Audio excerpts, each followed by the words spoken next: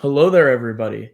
Oh, I think I spoke just too soon. Hello there, everybody. I'm joined by OniLink99999, also known as Josh.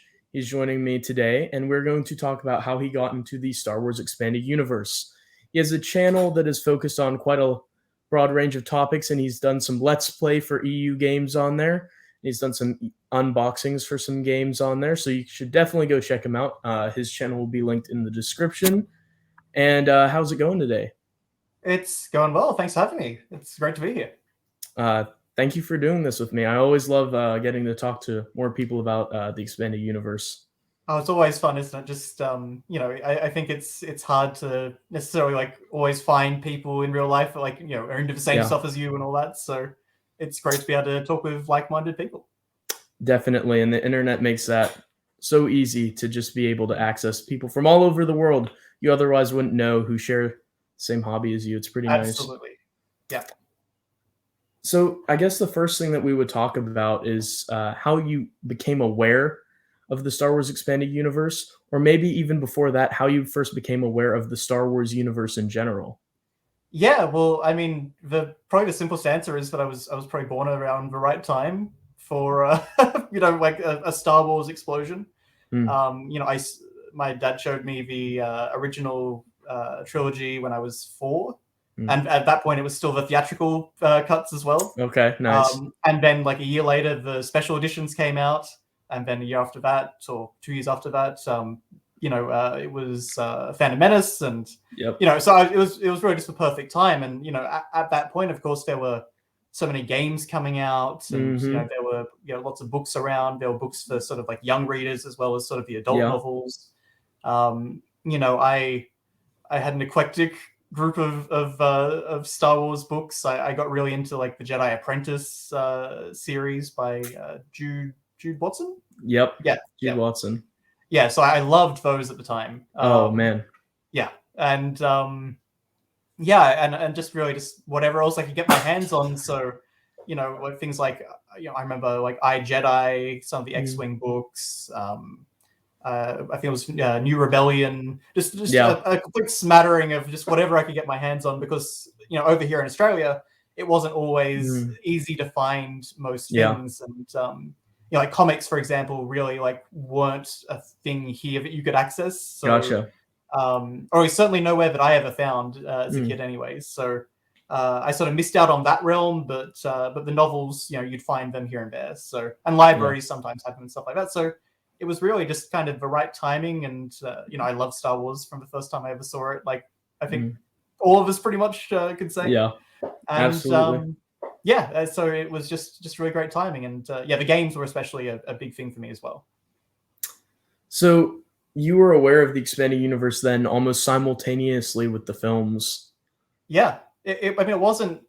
I don't remember it as like the expanded universe so much as It I just was remember it as like, okay, I would like look up things online and like, oh, Luke Skywalker started Jedi Academy and got married and did all these different things. It was just like it was just information that you would find out. And mhm. as a kid, it was just like, well, that's what the internet says, so that's obviously like what the actual story is. It wasn't like Yeah. a separation between the movies and the Mm. EU. It was just one whole collective. It was just Star Wars. All of it Yeah, was Star Wars. yeah, Yeah. That's how I look at it now. But for me, I was aware of the expanded universe long after I'd seen the movies. I had no idea that there was right. anything further for a long time. So the idea of being aware of it simultaneously and it all just being Star Wars is such a cool idea to me. Yeah, I mean, obviously you've got like all the levels that they had for different types of canon. And Yeah, obviously you had sort of like the initial sort of like late 70s yeah, pieces of EU content, and then you yeah. had like the 90s revival. But yeah, just like I think the best way to look at any kind of fictional universe is like as a holistic, in a holistic way, because like that way, I don't know, you seem to get like this really fun synergy where it's like, and Mm, you definitely got that in the prequel era where it's like, oh, like these characters from the comics are now like in the movies, and yeah. all these sort of back and forths that just like made it all feel really connected. Yeah. Yeah, the crossover between the movies and the expanded universe is something that I don't think a lot of people realize. Mhm. Like you said, Ayla Sakura was a character from the comics who just showed up in one of the prequel movies. And I think people don't realize that. And so nowadays there's people who kind of invalidate the expanded universe. It was never important. But I think it was, and especially because it had the crossover with the movies, the synergy that you were talking about. I think it's really cool. And you mentioned a bit earlier, Jedi Apprentice. Reading that as a kid, that Yeah. series is very near and dear to my heart. Oh, cool. Was that one that you enjoyed quite a bit then? Yeah, I mean, yeah, my memories are like hazy at this point, but like I'm pretty sure I read them all at the Mm, time. Like I owned some of them, and then like I would track some others down at libraries, and I was yeah. really into that. I really liked Qui-Gon and Obi-Wan. Hmm. It's such a fun relationship, and it's something that in the movies is cut short after one film, quite quickly. So the fact that there's this whole series that fleshes it out, if I imagine if you had read Jedi Apprentice around the time of Phantom Menace, obviously it was coming out after, but for fans today, if they were just starting Star Wars, just read Jedi Apprentice and then went to Phantom Menace, the impact of Qui Gon's death, I feel, would hit a lot harder. It means so much more, yeah, because Mm. you have. I mean, I remember in those books just how drastic, like, sort of the big character, Yeah, developments were. I mean, I correct me if I'm wrong, but like, didn't like there was a whole arc where like Obi Wan left the Jedi Order, yeah, and yeah, hmm, so and dealing with Qui Gon's like former apprentice, and hmm, I think all fun was it stuff. there was a book which also had some stuff about Qui Gon apprentice to Dooku, I think, wasn't it? Yeah, there Yeah, was. It so was called Legacy of the Jedi. right, It yes, came yeah. out just after, and yeah, there was some really good stuff in there. Mm. It just All adds of so much more to the character, and like makes this, I mean, it makes him, I guess, feel more like sort of like Alec Guinness Obi-Wan did feel in episode yeah, 4, where it's like there's just this real sense of legacy to the character. absolutely, and getting to see that lineage through from Yoda to Dooku to Qui Gon to Obi Wan was really really cool. And then to Luke, like Yeah, it's actually it's a down on to really, Luke. yeah, Yeah, smooth line. it's it's really great. All of Jude Watson's works, I really enjoyed personally. Did you ever read any of the others? Jedi Quest, Last of the Jedi. Yes, so I think I only had one or two of Jedi Quest. Hmm. That for whatever reason I don't remember actually seeing those ones around. Okay. But Last of the Jedi, I was really into that series because like after episode 3, it's like, well, we've got this 20-year gap now, and it's like, well, Yeah. where are all the stories around that? And so at the same sort Hmm. of time that they were hyping up things like Force Unleashed and all that sort of thing, I was reading these books, and like I was really excited Yeah. about like what Obi-Wan's adventures and what was going on there, and Hmm. yeah, so I love that stuff. Yeah, absolutely phenomenal. I love the Last of the Jedi series, and one thing that I love particularly about it is how it doesn't like pull its punches. Mm-hmm. In the last book, spoilers for the series for those who haven't read it, pretty much everybody dies. All of the Jedi heroes perish on an asteroid, um, and that was heart wrenching for me reading it. But at the Yeah. same time, I was really impressed that a young reader's series would be willing to do that and get dark. It was a dark era, so I was glad it was allowed to get dark. Yeah, and I think that was really important at the time, because there was that real danger of like we were going to have 500 Jedi Yeah. running around by the time that like Luke was learning Yeah. and becoming the last of a Jedi. Mhm. So yeah, I think they handled that really well, and I think what I really liked about the Last of a Jedi is there was a sense of like young readers had grown up with Jude Watson's books, and Mhm. so like it felt like it was sort of it felt like it was sort of aimed at exactly the age I was at the time, rather than sort of still being in the same level as like Jedi Apprentice. Like the books were a bit thicker. I Mm. remember by the time you got to Last of a Jedi. Yeah, and I noticed that as well. The maturity level raised a little bit because of the years that had passed. So there were darker themes, more thematic elements to fit the age better. Yeah, Um, yeah. yeah, there's such a tremendous amount of young readers content in the expanded universe that I think is sometimes overlooked, but I think it got a lot of people into it, like It yourself, did, yeah. And I getting mean, into that early on. I only wish that a lot of those books were easier to find, because I don't think any of them, like even like Young Jedi Knights and stuff like that, I don't think Mhm. any of it's in print anymore. No, it's all out So, of print, secondhand on eBay. I was yep. lucky enough to track it all down, but Oh, cool. man, it costs a lot. Oh, It costs a lot yeah.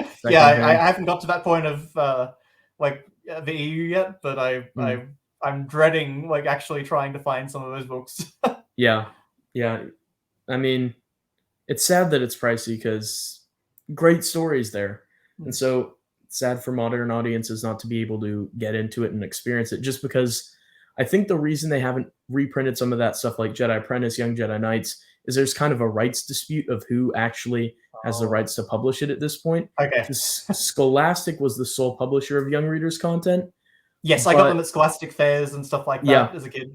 Yeah. yeah, and through like school markets and stuff like that, some of them were available, at least in the States. Yeah, same here. Exactly the same. Yeah.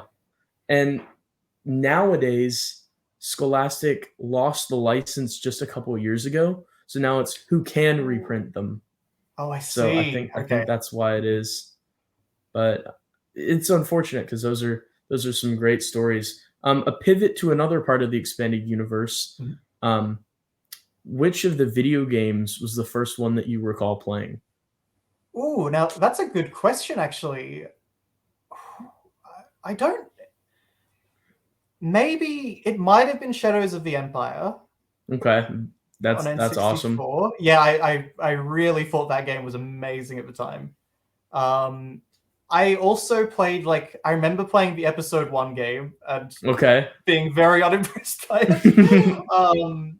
And then I guess maybe Jedi Power Battles. It's sort of Jedi like Power Battles. those three Wow. games were sort of like in the same like 3 or 4 years span. Yeah. So yeah, I One of basically those was whatever I ones. could get my hands on at the time from like video rental shops and stuff like that. Gotcha. Okay. Mm. Very cool. You've done Let's Plays on your channel for KOTOR, I believe, and a couple of the Dark Forces games as well. They aren't finished and they didn't go that well, but it was just me and a friend having fun basically. But yeah, probably Jedi Academy was Mm. one of my biggest obsessions as a young Star Wars fan. I loved that game. I loved all the mods and the multiplayer and stuff like that. Because Yeah. we used to have a local internet cafe, and so it'd be full of like I don't know, maybe 20 people, of all different ages, like from kids to adults, and like everyone just doing like 16-player multiplayer Jedi Academy matches That's and stuff like that. amazing. It was Wow. so much fun. That sounds Um, incredible. and then yeah, KOTOR was like probably the other really big one where it's like Mm. I got really into those games, and I Yeah. bought an Xbox only for those games pretty much, and then played the Yeah. Republic Commando as well. Oh, very Um, nice. but yeah, I mean, I think I would have played everything basically as it Mm. came out, sort of from a prequel era, or at least maybe from Shadows of the Empire onwards. Okay. Um, Very nice. yeah, You obviously all you have to do is look at your channel to know how into video games you are. yeah, So I've got a small stack of just like different ones, sitting here and that. So that's actually, yeah, Star amazing. Wars Galaxies was another big one as well. The MMO Yeah. that was amazing at its height. Of course, it's just like it was just you could go anywhere. The planets were full Mm. sized. Yeah. The contributions it made to the lore probably weren't the best, but One of my favorite pieces of the lore comes straight from Galaxies. yeah. It's a Ewok that has a pink heart dyed onto a patch of its fur and wings, and it flies around. And its name is Cupid to sound like Cupid because it was supposed to look like Cupid, and it would fly around. It was for like a Valentine's Day Valentine's Day thing, event. Yeah, yeah, I do and remember. then Like there were lots of events always going on.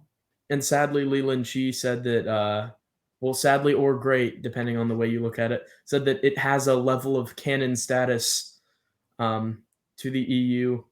Um, Really?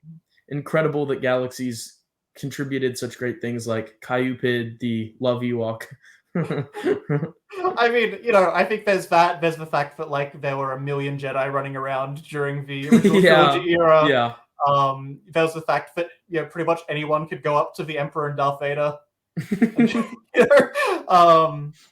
but it was a very, very ambitious game and very fun to play at the time. I had a space yacht, Oh man. and you could just invite people onto the yacht, and yeah, very, very cool open world. I've never really seen anything else like it since. Wow. I'm very disappointed I didn't get to experience that. Nowadays they've got like they're trying to restore it. Yeah. And there's a very passionate group who are behind that.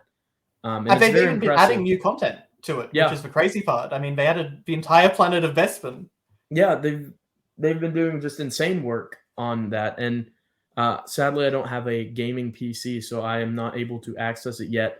But I wish I could have accessed Galaxies at its height. Do you remember when the game crashed, or not crashed, but was shut down when the servers went down?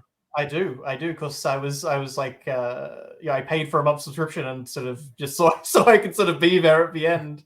Because I mean, at that point, it was pretty outdated, pretty outmoded. Like there weren't that many people playing that I remember. So World of Warcraft had totally taken over. It was on the decline at that point. It had been on the decline for a while, really. Yeah, it was. I would say that probably like episode 3, like around the time of episode 3 was like its high point as I remember it. Okay. But because like that's when you had what was it like Rage of the Wookiees, and then like after that you had Trials of Obi-Wan and Mustafar, and that's a crazy plot line. Yeah. I've skimmed through the Wikipedia pages with like the plot synopsises for Galaxies, and some of it just had me scratching my head, wondering what was going on. I'm sure it was great though. The Ghost of Obi-Wan Kenobi tells you about a droid factory of HK-47s, and it's crazy. It's crazy. It's very fun. Like fan service, I guess you'd say nowadays. But the crossover element to that, just the idea, it's pretty cool. I guess there was a lot of that at the time though, because you had like the Vector comics. True. So that ran all the way through the generations. So Knights of the Old Republic, Dark Times, Rebellion, Legacy. All the way through there. Yeah. So were you present on the day that Galaxy shut its servers down? Yep. Because I know like there were some parties going on that day. I've seen like footage of like the last moments on Galaxies. So I think probably because of my time zone, it was less active when I was on it. Because it probably shut down at like 3 or 4 a.m. my time. Gotcha. And I was still in high school and stuff, so it's like I wasn't. I think I was anyway. But I wasn't like staying up insanely late or anything like that. But yeah, I remember like logging on with a friend, sort of like for the end. Yeah. Oh man, was that bittersweet then? At that point? I think when any game actually shuts down and like it's lost. I mean, you can never experience that again. Yeah. I think that's always a bit sad, and it seems to be happening a lot with digital media, because some things there's no way to save them because they're like a perpetual online service. So it's a good thing that we've got fans that try and like keep things alive and make sure that everything's documented and so it can be looked back on. That's why I enjoy my physical media when it comes to movies, shows, video games, whatever it is. I prefer it. I can never take it away that way. That's why I've got a wall of video games over there. Exactly. And these shelves are barren right now, but I love to fill up my shelves with books and comics and video games, movie shows from the EU. Yeah. And it's going to be important to get physical media now. Like recently they did like that Willow show, and then they just removed it from Disney Plus, and now it's gone from the service. So unless you like bootleg the physical copy from some person secondhand through a less than reputable source, it's lost, which is unfortunate. Yeah, I mean, it's the thing of like you can't even get like a Mandalorian season 1 Blu-ray or anything like that. I mean, it's been a real shift on the physical media front. I mean, Disney actually just announced that here in Australia, we're not going to be getting any physical media of like Blu-rays or DVDs anymore. I think they announced that Guardians 3 was like the last, Yeah. and then it's done, which is crazy.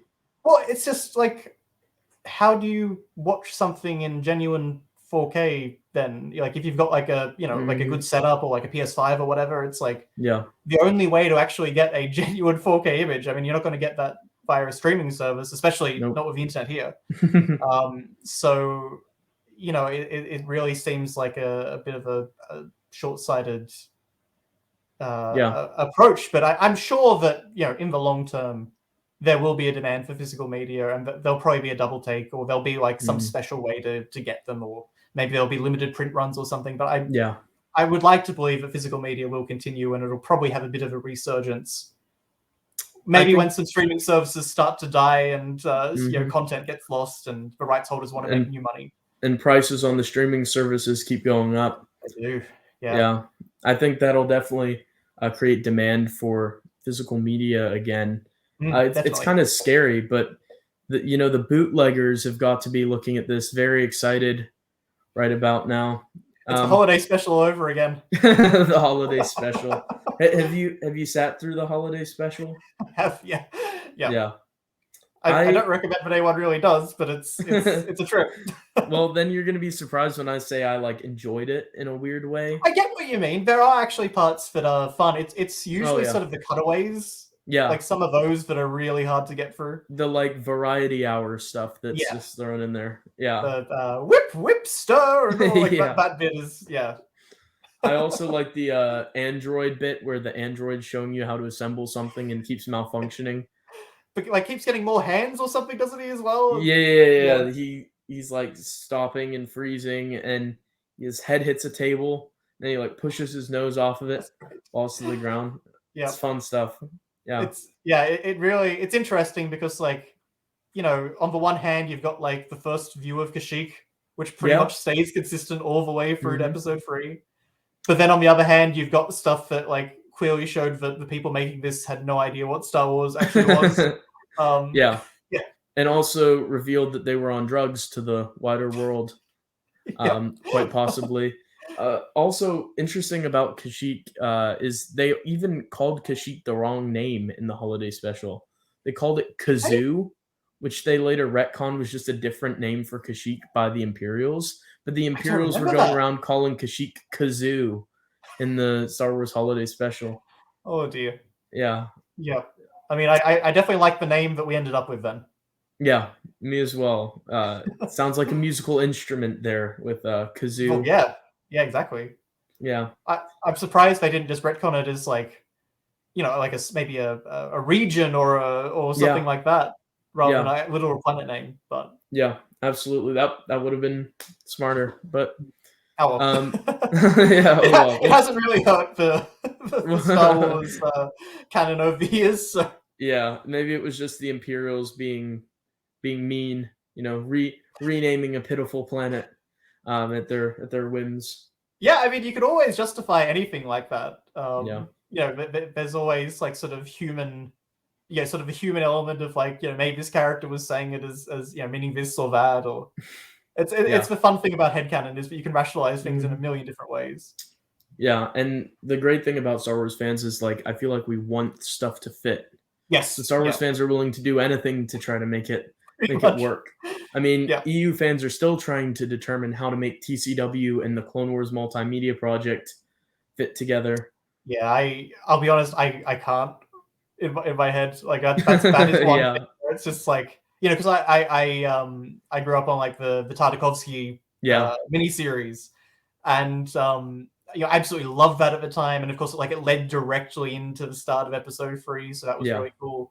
And so I remember the interviews where it was basically said that like, oh, the new Clone Wars was going to be like a continuation of the old one, and like sort of still have, you know, Sarge Ventress was there, and that. So I was really confused when I went to the theater, and nothing fit at all. What were you thinking when like slowly like Ahsoka started to become his Padawan throughout that? Yeah, well, I mean, that was a weird one because I feel like I knew about that from interviews. Okay. at the time, and I thought it was cool that like they had the backhand lightsaber stance, and the idea was that was connected with Starkiller, so the two Padawans that Anakin trained. But that was weird at the time, just because it felt like he was sort of cramming something in which didn't fit with all the other established media. Because that's the other thing, actually. I did read some of the like Clone Wars multimedia books as well at the time, and so just none of it felt like it was fitting together, and it only got sort of further apart as the actual sort of TV series went on. So that is one that I definitely do struggle with. For sure, it's very hard to rationalize. You mentioned Tartakovsky's Clone Wars, which is an incredible series. What was it like getting to see Grievous like for the first time in that show? Like, because I watched all the movies before I got into Tartakovsky's Clone Wars, so I'd seen Grievous before, but this was your first look at the villain of an upcoming Star Wars movie. I imagine that was so super cool. Well, it's funny, right? Because at the time, I didn't even, I just thought that, he was for the cartoon. Okay. Like I just figured that, well, Asajj Ventress, she seems to have died in season 1 of the miniseries, so I just figured, well, okay, well, he's the next replacement. But I mean, I thought he was an absolute badass. It was amazing watching him just take down so many Jedi and so ruthlessly and efficiently. And I mean, I think I made a comment to my dad after we saw episode 3 about like what happened. I mean, at least the miniseries tries to explain it. Like, it has Mace Windu crushing his like heart, and so that's when he starts coughing, and you hear the voice change, and it's like, okay, they at least tried to like rationalize it there. But, and that's another thing that TCW, the Clone Wars show from Filoni, did wrong. He's coughing all through that show. That's the thing. He's they took the perspective that rather than an injury, it was just because of the faulty sort of robotic elements. And that doesn't line up with like the Visions comic, Visionaries comic. Visionaries, and that like what they were talking about, and the way they were sort of building up Grievous as a powerhouse with these new cybernetic enhancements. So it's a hard one. Had your dad been watching the Clone Wars cartoon show with you then?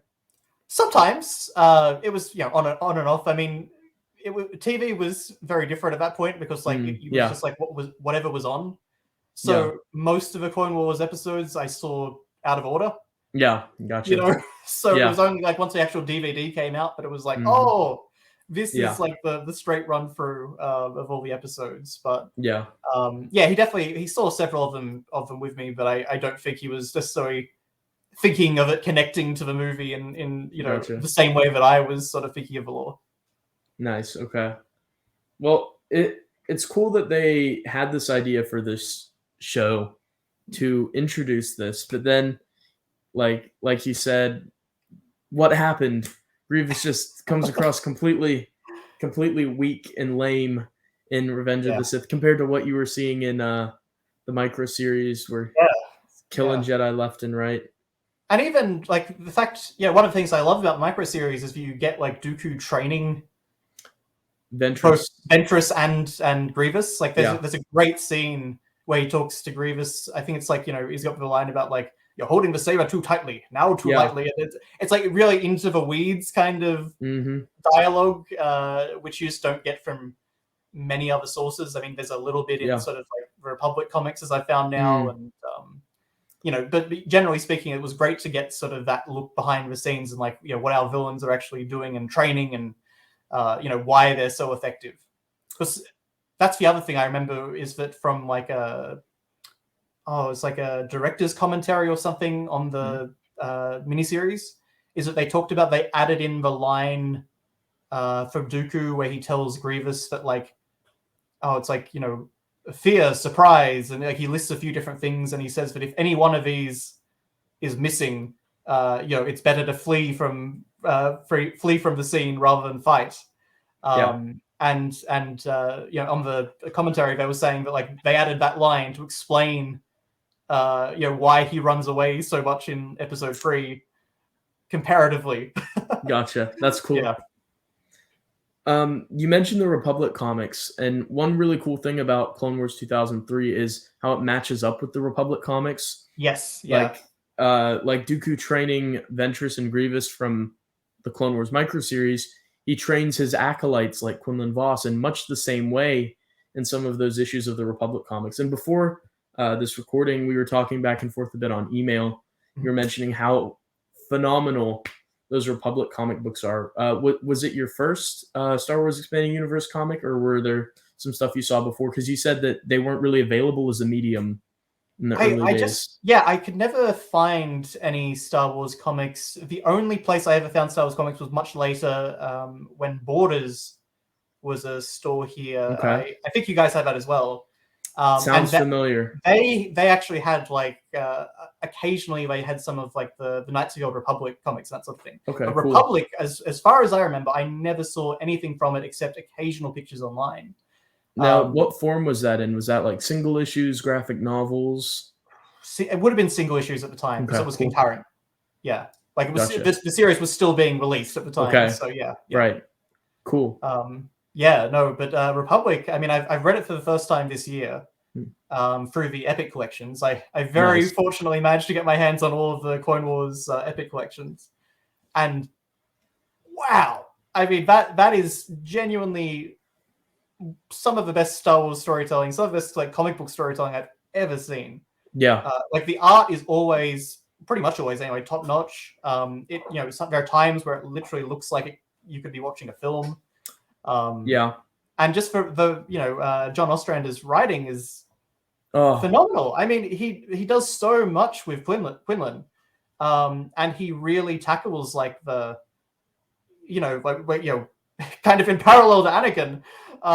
You know, he tackles this idea of like, okay, a Jedi falling to the dark side, believing he's doing, you know, things for the right reasons, sort of not really taking stock of you know what's happening to him.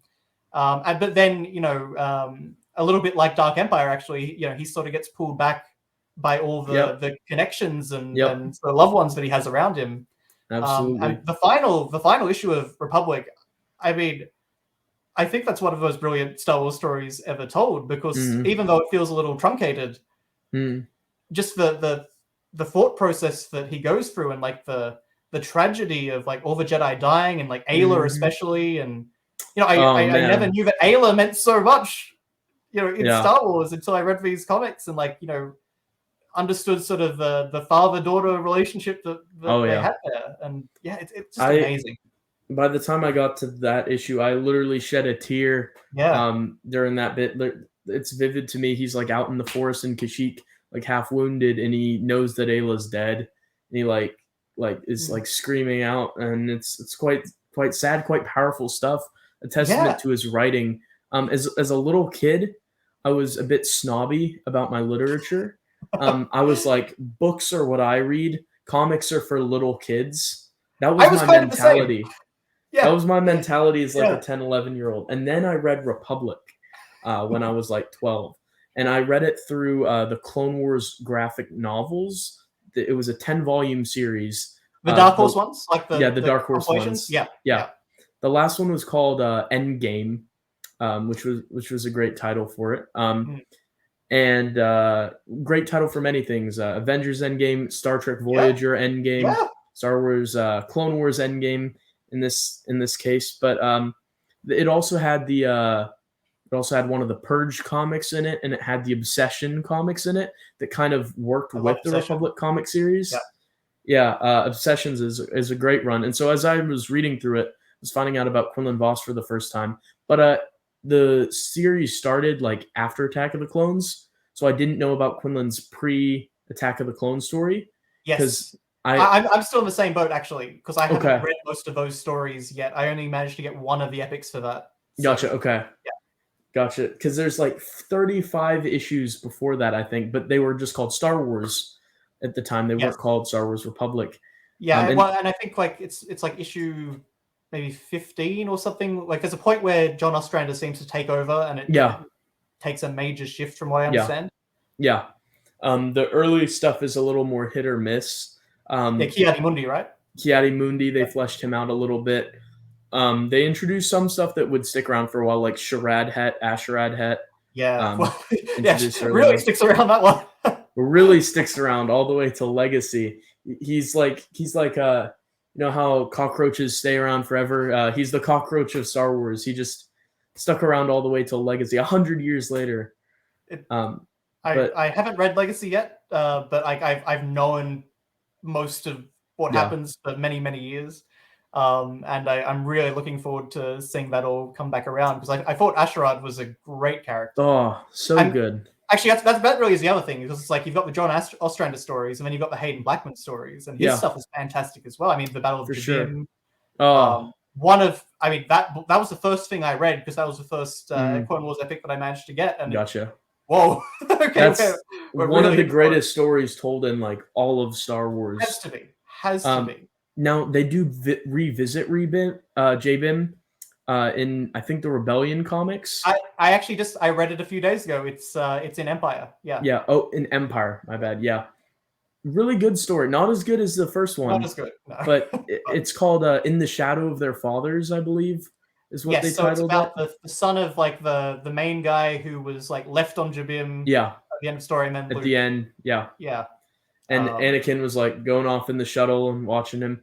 They did a good job of using the comics to kind of tie the prequels and the original trilogy kind of in together with little things like that. But I love him. You know, I didn't think that story didn't grab me nearly as much as the original. But I do love when Darth Vader comes on the scene. Yeah, and he's just thinking back about his experiences there. Yeah. And I can't remember the exact line, but he's basically just like, "All right, scorch all life from a planet now. It's like, just destroy everything." Yeah.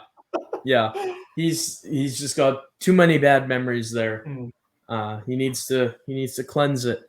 You know, there's so many great Star Wars comics, and Star Wars comics really got me into comics in general.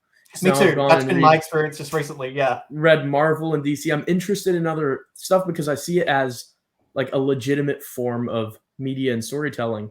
And now I'm like, I went from being against it, saying it's for kids, to being a proponent who's like, no, this is good literature. It's harder to write comics than books, I think, because of the demands of the publisher. Like, you have to split your stories up in arcs and split them off every 20 pages to insert an unnecessary cliffhanger that will make your readers come back the next week to buy it again. That's not a natural form of storytelling. So the way they're able to craft these beautiful, epic stories with so much depth to the characters is absolutely insane.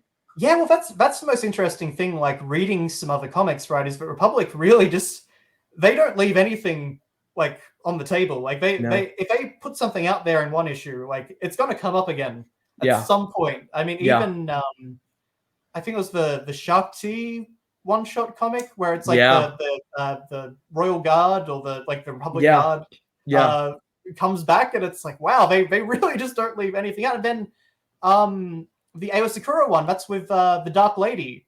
Yeah. They bring her back from the Tales comic, which I only read recently because I saw your video. Nice. Yeah, so, and that got me really interested about the story in Tales about her. She's also in The Hunt for Aura Singh as well. So she popped up every now and then throughout the run. And one other good thing is like all the side characters are so interesting to me. They are. Asherad Het is like technically a side character throughout the series, but he's so interesting. And other ones like Kakruk or Sion Jisel are just so phenomenally interesting. Did you get a chance to read Dark Times yet? No, I don't own those yet. So I'm basically, as far as I can tell, they're doing a complete reprint of the Epic collections from next year. So I'm going to start sort of picking up any that I don't have and haven't been able to get. And, Dark Times is essentially the sequel series to Republic. So it carries over a lot of those characters and themes. In my opinion, Dark Times is like my second or third favorite comic series. Not quite reaching the levels of Republic, but the protagonist Das Jenner was introduced in Republic right at the tail end. I remember He's like the Legolas-looking Jedi with the long white hair, and he becomes super interesting. It's again where's the line for dark and light? It's like a balancing act type of thing again. Especially like at that point, I mean, Yeah. You know, I mean, it really is like Quinlan is thinking about in the final issue about like, okay, I'm the only one left. I've got to defeat the Sith by myself. How am I going to do this? What ruthless kind of tactics do I need? I need the dark side. Yeah. So I mean, I'm sure that like, you know, they play with probably some of those ideas in the dark Oh yeah. times. Like, how do you still be a Jedi? Exactly. And what we talked about way earlier was Last of the Jedi with Ferris Olin. He went through a similar Yeah, thing in that series, love literally Ferris Buck. joining them to try to infiltrate them and bring them down. So many interesting stories. All my favorite characters in Star Wars are the ones who walk that line between light and dark because I find they're the most interesting. I definitely understand what you mean. I mean, even like Luke Skywalker fits that bill Yeah. in the EU because I mean he has so many points where he struggles with Mm-hmm. you know the dark side and sort of his father's legacy and Yeah. that's actually that is probably my favorite part about Dark Empire is just like you know he like him sort of feeling the need to like face the same challenges that Vader did and see if he can come through it or not and Mm-hmm. you know the fact that he actually fails and it's only with sort of Leia that he actually manages Yeah. to sort of overcome that. I think that's really effective and it works very well with like the themes of Return of the Jedi and Yeah. yeah. I really like that because a lot of like Star Wars fan theories that I've seen are like regarding the Chosen One prophecy. Like Yes. Yeah. Luke's the Chosen One. It's through Anakin, is what a lot of people say. And then I always like, if you're gonna accept that, I'm always like, well, what about Leia? I mean, she's like Yeah. Yeah. unimportant. But then Dark Empire lets her have this moment where she restores balance herself by bringing Luke Yes. back to the light. And I think it's a phenomenal run. What did you think of the art in it, though? That's a little controversial. Some people It is. adamantly love it. Some people adamantly despise it. Where did So you fall? I used to dislike it when I saw like excerpts from it. I Yeah. sort of thought like, oh, this looks really weird. But when I actually sat down to read it as a story, Yeah.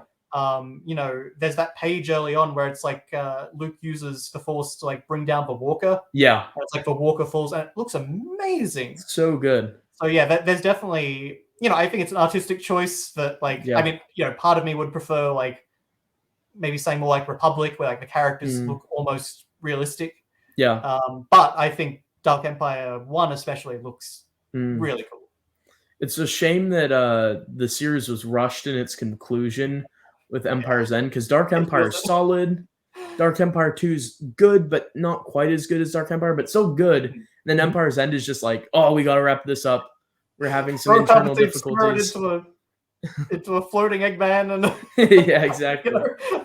And Patageos brand was that guy that the floating egg. I mean, I guess the cool thing about Empire's End is at least you get like the Korriban stuff. Yeah. There's still like some ideas there which are neat, but you know, I've seen a lot of theories about like, you know, Dark Empire 2 and 3 that actually being what's his name? The one from Shadows of Mindor. Chronal. Black hole.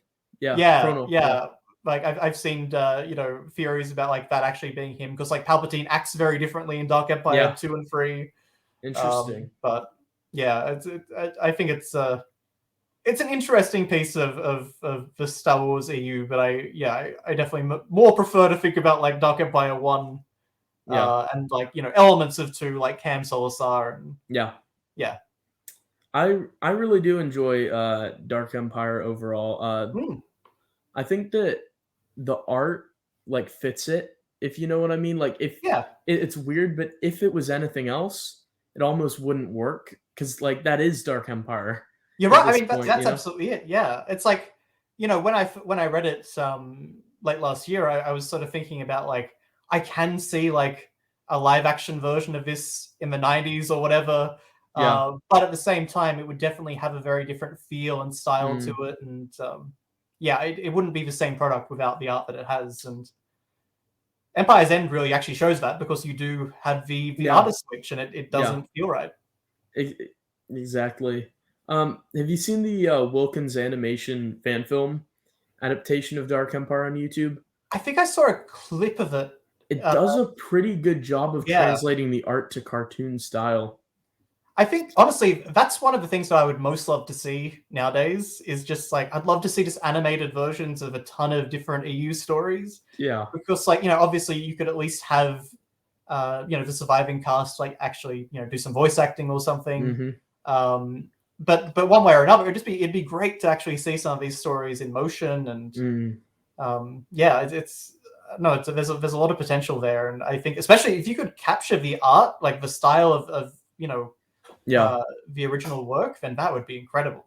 Like I pay to watch that in the theater.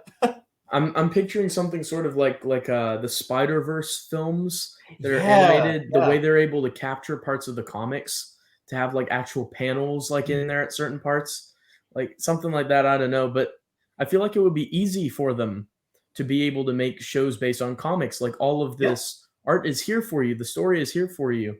It just doesn't make sense why they're doing the projects they're doing when there's this whole arsenal of stuff that they could do that we'd all probably love. Yeah, I think the thing that I always just think about is that, I don't understand why Star Wars has to be the one franchise where you ignore like large different groups of the fan base. Like I feel like if you're a Spider-Man fan, right? You've got the Spider-Verse movies, you've got the live action movies in the MCU, you've got the PlayStation games, you've got the original comic run, you've got the current comic run. You've got all the different eras of films and stuff like that. It's like there's not really the audience can handle it. The audience can understand if things aren't perfectly in line from story to story. I think there would be a lot of like a general audience as well as like a fan audience groundswell if like there was just like a animated adaptation of like the Thrawn trilogy or something like that, like the original books. Something like that would just. I just feel like you'd hit every market pretty much, and you can still keep making the new stuff and all that. But I just don't understand why they don't take advantage of like markets which are obviously here. And more and more people seem to be getting into the EU. I really just stumbled into like my current obsession with the EU content because of the Epic collections from Marvel with all comics. But like when I actually started looking online, it's like, oh man, like every day on Reddit, there's multiple like I'm new, where do I start reading, all that sort of thing, and it just seems like it's really growing. Even my 14-year-old cousin, he's started to get into the EU. That's amazing. I got him the Thrawn trilogy. Oh, best uncle ever. And then like I've been letting him borrow some of the Epic collections, and he's been looking up stuff on Wikipedia and nice, all that stuff. And so it's like it really has a timeless appeal. And I think the biggest ally of the EU right now, as cynical and horrible as it might sound to say, is the bad content that Disney's been putting out that will show people that there's something more. So when they're researching, they're going to find this other story that's out there, a story that I, from my very biased point of view, would argue is better. But there's this whole trove of stories that are out there. And when there's not as good stories, subpar stories, people are going to look for something else. And the EU's here. It's this huge universe, 37 years, hundreds of authors, various forms of media, video games, comics, books, something for everyone. And it's kind of at a point where it's trapped almost in time because there's not a continuation actively right now.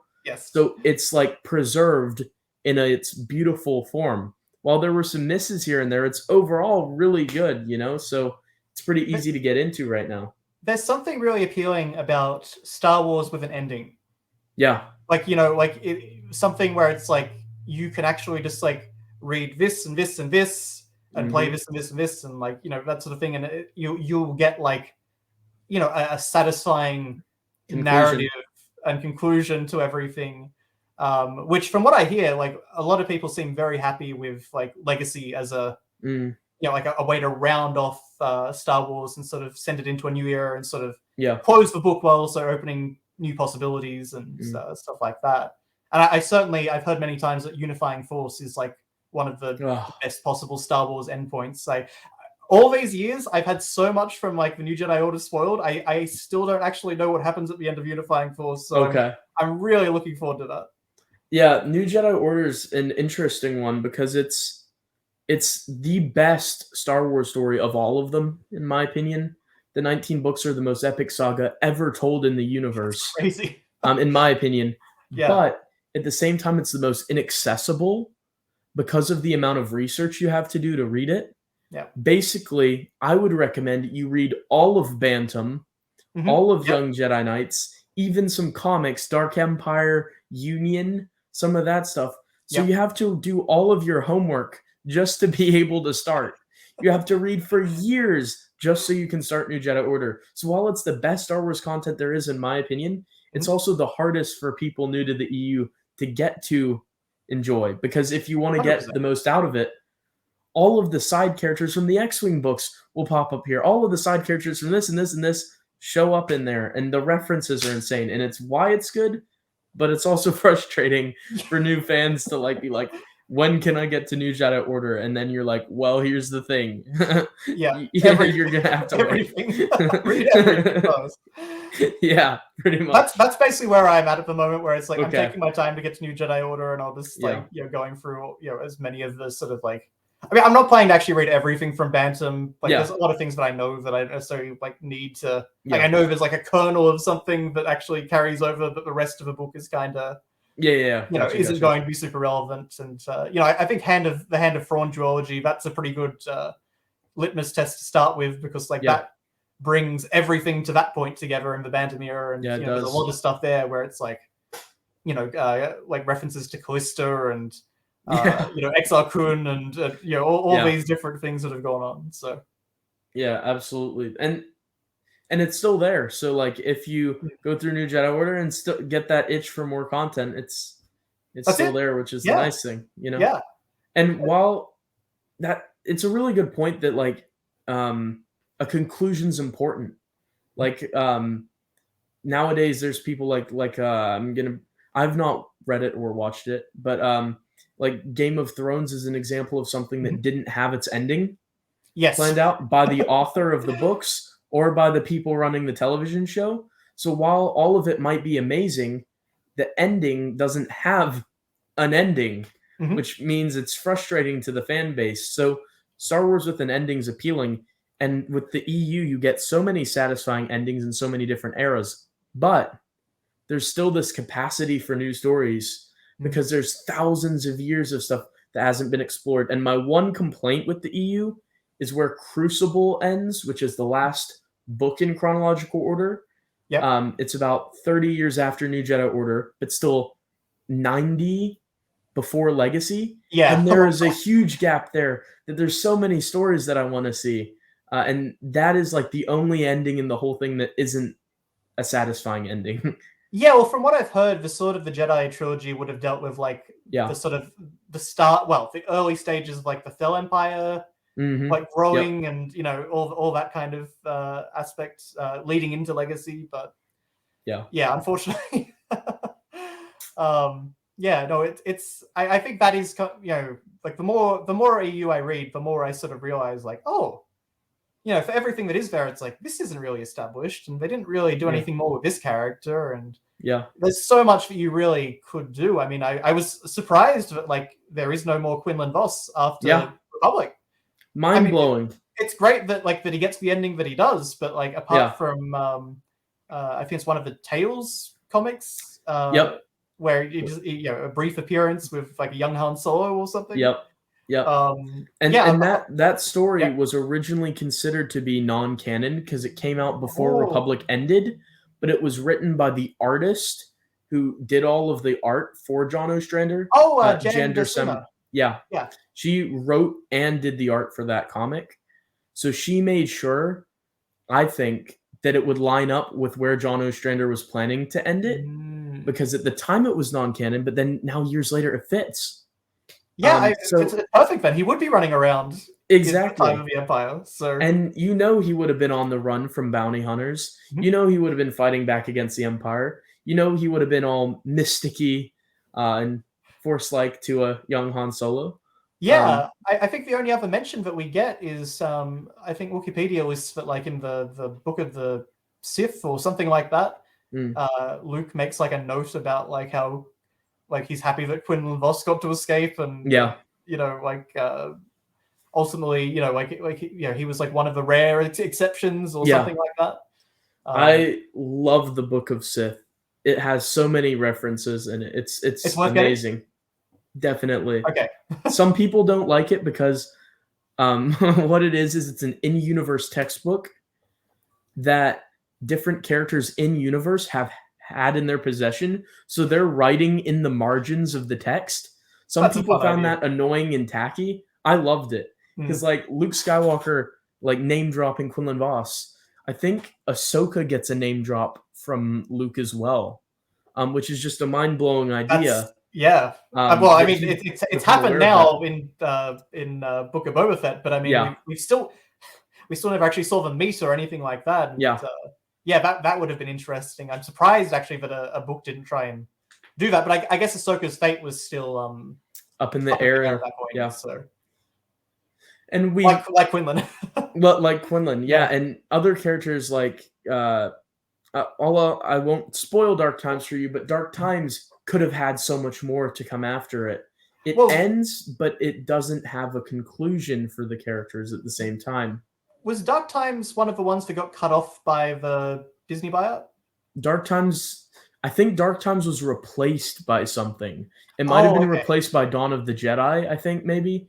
In the weekly run. That probably does make sense, yeah. And then Dawn of the Jedi was cut off by the buyout. Yeah, that's right. Okay, yeah, because I know it was that, and it was I think it was Knight Errant. Yeah. And maybe I think it was like the other, like the original trilogy era comic, and a few of those, and it's like, oh, okay. Yeah. And Legacy 2 as well. Yeah, that's right, because it's the Anya solo. Yep. Portion, yeah. And it's super sad because the last issue they had to rush it, and they put on the cover "The Very Last Stand," something that gets an EU fan like me broken of heart, tears in the eyes. Last piece of content there. Yeah. But there's just so many great stories. If you had to pick your favorite stories from the expanded universe, pick a favorite video game, favorite book, and a favorite comic book, if you can, or favorite couple. Well, thinking of like narrative, right?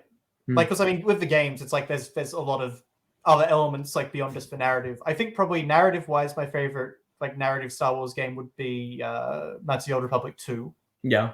I think that game is just so cleverly written. Every time I go back and play it, it's like, this is so much smarter than I gave it credit for as a kid. Yeah. I personally enjoy KOTOR 2 more than KOTOR just because of the story that KOTOR 2 weaved. KOTOR felt the same now. Yeah. KOTOR felt almost more like a general, like obviously it's in a different era, but it feels like a more general, like playing it safe Star Wars story. It has elements that are from like tropes from Star Wars. Knights of the Old Republic 2, in my opinion, had something different to say. Yes. And like that's why it left more of a mark for me, personally. It's just a shame about the ending and, like KOTOR 3 and, yeah, the way it could have gone. But so needless to say, I will not be putting the Revan book as my my favorite book. That was one of those books where it's like I like was reading like the first half and I was like, hey, this is pretty good. This is like a cool continuation to KOTOR, and then oh no. And the then way it ends, especially. But and then what further happens in SWTOR with like Shadow of Revan. Now, I don't mind that stuff there, but at the same time, KOTOR 3 would have been way better than what SWTOR tried to do. Yeah, I think I would have loved Obsidian to be like, okay, this time we have 3 years to make the game rather than like 1. And, like we're making it on like PS3 and 360 now, so we've got like a generation jump, and but maybe one day, somehow one day, maybe still. Apparently, with the KOTOR remake, like the plan for the original company was to like do KOTOR 1 remake, then KOTOR 2 remake, and then they wanted to do a actual KOTOR 3. But I mean, how do you even work that in with Tor anyway? I don't know. But and then there's the question of which continuity would it have fallen in? Well, that's it. I mean, I guess you could get away with a KOTOR 3 by just saying, okay, that's canon, and then Tor is Legends or EU, but Yeah. I mean, I feel like they kind of treat Old Republic as both, like the MMO. Yeah. So. It's interesting. Like for example, Disney Star Wars announced that they're like got an Old Republic era and stuff like that now at their celebration. Then we won't get into it, Yeah, but that was interesting. Yeah, but all the Yeah. logos. yeah. Then they took the Dawn of the Jedi logo and the New Jedi Order one. Mhm. I admit I had a little meltdown over that because I was like, no, don't touch New Jedi Order. New Jedi Well, Order's my baby, please. You there know? was a moment there, and I've done this so many times with Disney Star Wars, where I'm like, "Wait, are you adapting like the actual works? Like, am I getting what I want?" Yeah, Oh, yeah, exactly. It's it's like it's like they get your hopes up, and then like with Tales of the Jedi, oh, when the leaked yeah, images of a Tales of the Jedi show with the original logo logo. came out, like how could you not get excited? So And I then hadn't I hadn't read Tales of the Jedi at that point, but I okay, knew what they were, and I hmm knew the stories in them, and yeah, so I was really excited about like, Exar Kun and stuff like that, yeah, like animation and yeah. oh yeah, I mean, missed opportunity. I liked the Dooku stories. I Yeah, think the I heard. Ahsoka stories were pretty irrelevant, but I mean, Dooku, I guess, like obviously you've got like a totally different take on like Yaddle's Yeah, fate and all that sort of thing. But I thought those were okay. But yeah, it was not at all what I was hoping for. yeah, Yeah, but I'm not. It's funny, right? Because it's like I'm not like 100% like down on the Disney stuff. I feel like there has yeah, been like good material. yeah. Like I think Jedi Survivor recently was actually like the third act of that game's story was excellent. I've I heard was really good very things about it. surprised by Yeah, that. Honestly, that's one that could almost fit in either continuity anyway. yeah. I've heard In many there's lots respects. of references to obscure EU stuff in the game. There's a few things, yeah. There are a few things that I thought were really cool, and obviously the developers are very big Yeah. fans of like Star Wars as a whole. Mm. But it's I think it's just like I love the Andor show, and I liked Rogue One a lot and stuff like that. But I think it's just like the cohesive universe isn't there without sort of all the EU material, and that Yeah. makes it a lot harder to sort of care about like sort of the overall product rather than just Yeah. like individual things. And then Mm. and then there's like Book of Boba Fett and Kenobi Yeah. and stuff like that, where that's a whole other situation entirely. So Yeah. yeah, And it's hard. it's not as if the EU was completely without faults as well. But Yeah, like yeah. it was largely just like some of the most amazing stories like I've ever had the experience of getting to read. And there were down points like the holiday special is part of the EU, Yep. but something I love about it is that when there were bad stuff, like that's the opportunity to sweep it under the rug. Like Yeah, something I've thought about is like with the MCU recently with some of their bad projects, nothing from Secret Invasion with how the critical backlash to that show that just came out is going to be, that nothing from that's going to matter to no, anything going down the line. They're no. going to pretend it doesn't exist. Well, we've But with already the seen in the EU, trailer for the Marvels that like yeah, Nick Fury, like he's just acting like his old self. It's all like normal. nothing happened. Yeah, Yeah. exactly. And so it's stuff like that where when the EU had the opportunity to do that, no, we're bringing back Mala and Lumpy and Itchy for this comic, this book. We're keeping it all, and We're that's why I throwing in loved it. Lobaka, like we're Yeah, expanding the yeah, family, yeah, and yeah, exactly. yeah, no, it's. I think there's a lot of value to that, and I think the funny thing about Mm. using that example is that like I believe the holiday special is Disney canon as well, Interesting, because they because keep making merchandise about it. yeah, and they mentioned Life Day. I heard there was a news article that said they mentioned Life Day in one of the new Disney Plus shows. I don't know which one. Oh I yeah, I I stopped following Disney Star Wars in 2019, so I'm not for certain.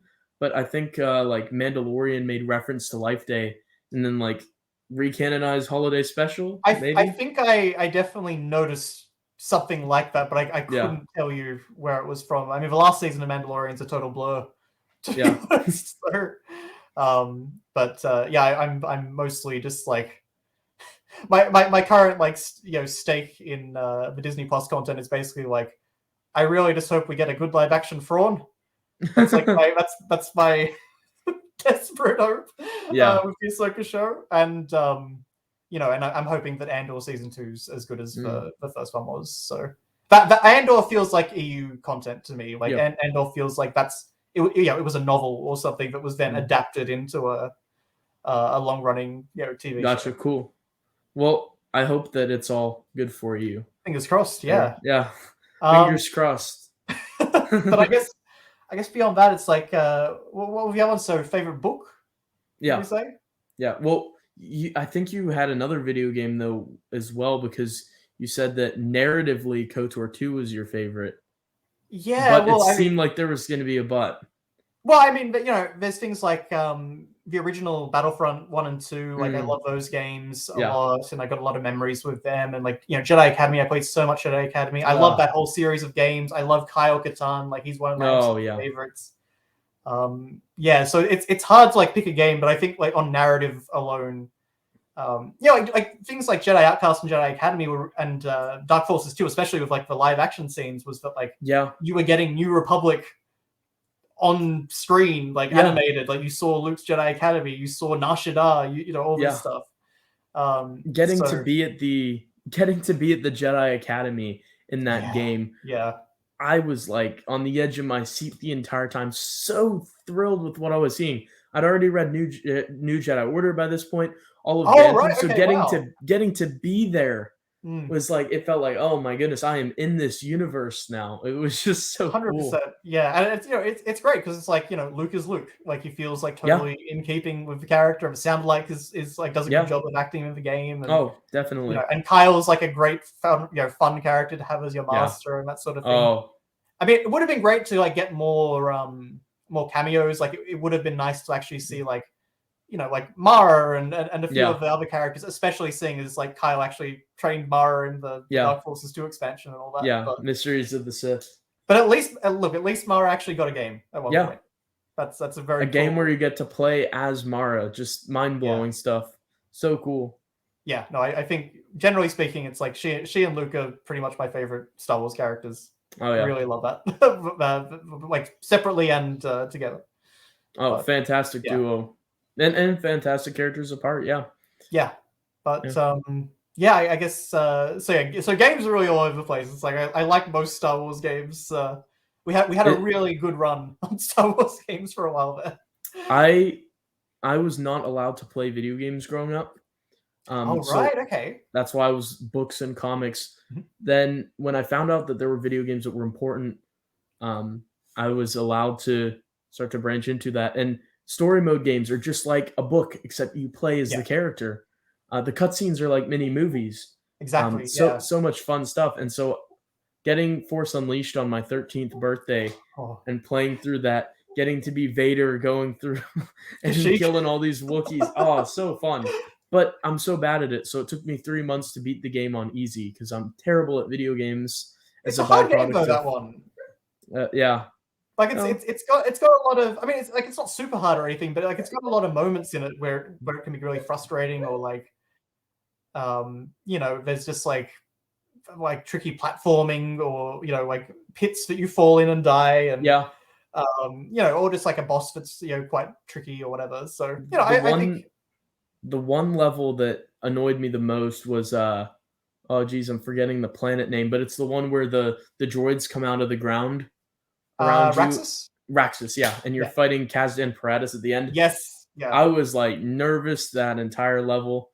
It was amazing. Pulled me right into it. I was getting so annoyed at these guys who kept popping out all around me from the ground. Took so many hits to get them down. But another question I had, since you said that you like most Star Wars games, before you get to your favorite book and comics, is there any Star Wars video game that you didn't like? Ooh. Episode 1. Yep. Okay. Definitely. Episode 1 is not a game that I recommend to anyone. Like, just Jedi Power Battles is literally the same game but fixed. Okay. Gotcha. I will say that like I have mixed feelings of the Super Star Wars games. Okay. Yeah. This one I actually do like, but the original Super Star Wars is so hard. And even Empire Strikes Back as well. It's like a normal person just cannot beat those games legitimately. Yeah, isn't there a bit where you're like on tauntauns going That's how around the in game the starts. Empire? Actually, is you Yeah, huff on a tauntaun with Luke, and it looks really cool, yeah. but it's just so hard. Then, Man, like, you fight the giant Wampa. It's a giant face and hands in the background. yeah, And it's sort of, yeah.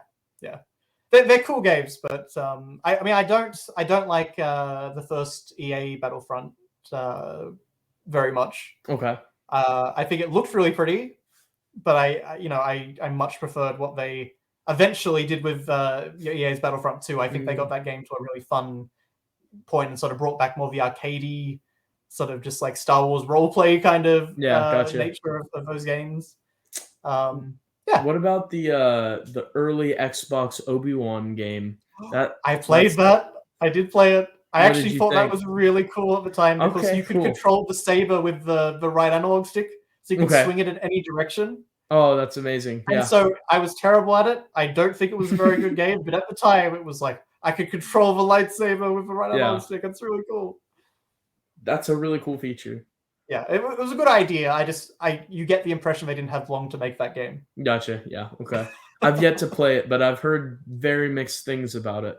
Yeah, it's hard to play. I've wanted to replay it several times, but like you can only play it on an original Xbox. There's no other way to do it, and my original Xbox unfortunately died. So yeah, that's exactly why I've not had the opportunity to play it yet. Not having a PC means I'm having to go out and get all these different consoles to try to play EU games, and that's the sole reason. It's honestly it's more fun playing them on the actual hardware because they run a lot better than trying to get them to work on a PC. That's what I do with I've got all my different consoles up there, but it's Obi-Wan is probably one of the hardest Star Wars games to play. Like apart from like the Atari ones and maybe the arcade games and stuff like that, Obi-Wan is one of the most impossible to track down and actually run on anything. Yeah. So on to favorite book. What would you say for that? One. That's a really hard one. Yeah. I mean, basically, I pretty much my favorite stuff is for Timothy Zahn. Yeah. Novels. I love his writing style. I mean, I've pretty much loved everything that I've read from Star Wars, but except Revan. Except Revan, yeah, except Revan, which still, to be fair, that book is still well written. It's just the events. There's good stuff outside of characterization. I love Candace's journey to like becoming Mandalore, and like that sort of thing is cool. It references, now that I now realize it references like Tales of the Jedi and stuff like that. So that's sort of fun. But it's not a good book. But I mean, I don't want to just say like the Thrawn trilogy or like End of the Empire of Sight, because I feel like that's just the given. I mean, I sort of like the I don't know what you'd say, like maybe the smaller scale stories sometimes. So like, I really enjoyed Survivor's Quest for that reason, where it's like just it's a mystery, and it sort of like unravels itself, but you're also getting character development between with Luke and Mara, and you're getting more about the Chiss ascendancy. I love everything about the Chiss. So that might be a contender, but I also I don't know. I really I like I kind of just like I like everything. I don't know how to actually pick one. Most of them are in series as well, so that's hard. I mean, I really like Shadows of the Empire as well. I only just read that recently for the first time, and that was really cool. It's a pretty great novel. There's one bit I don't like, which is a certain chapter involving Zizzer and Leia. It was a little bit weird. But other than that, it's a pretty great book. I thought it was actually, I've been hearing about that my entire life. And I was really, I found it fascinating the way it was written, because it's written very much like, it's written in a very, I would say, adult way.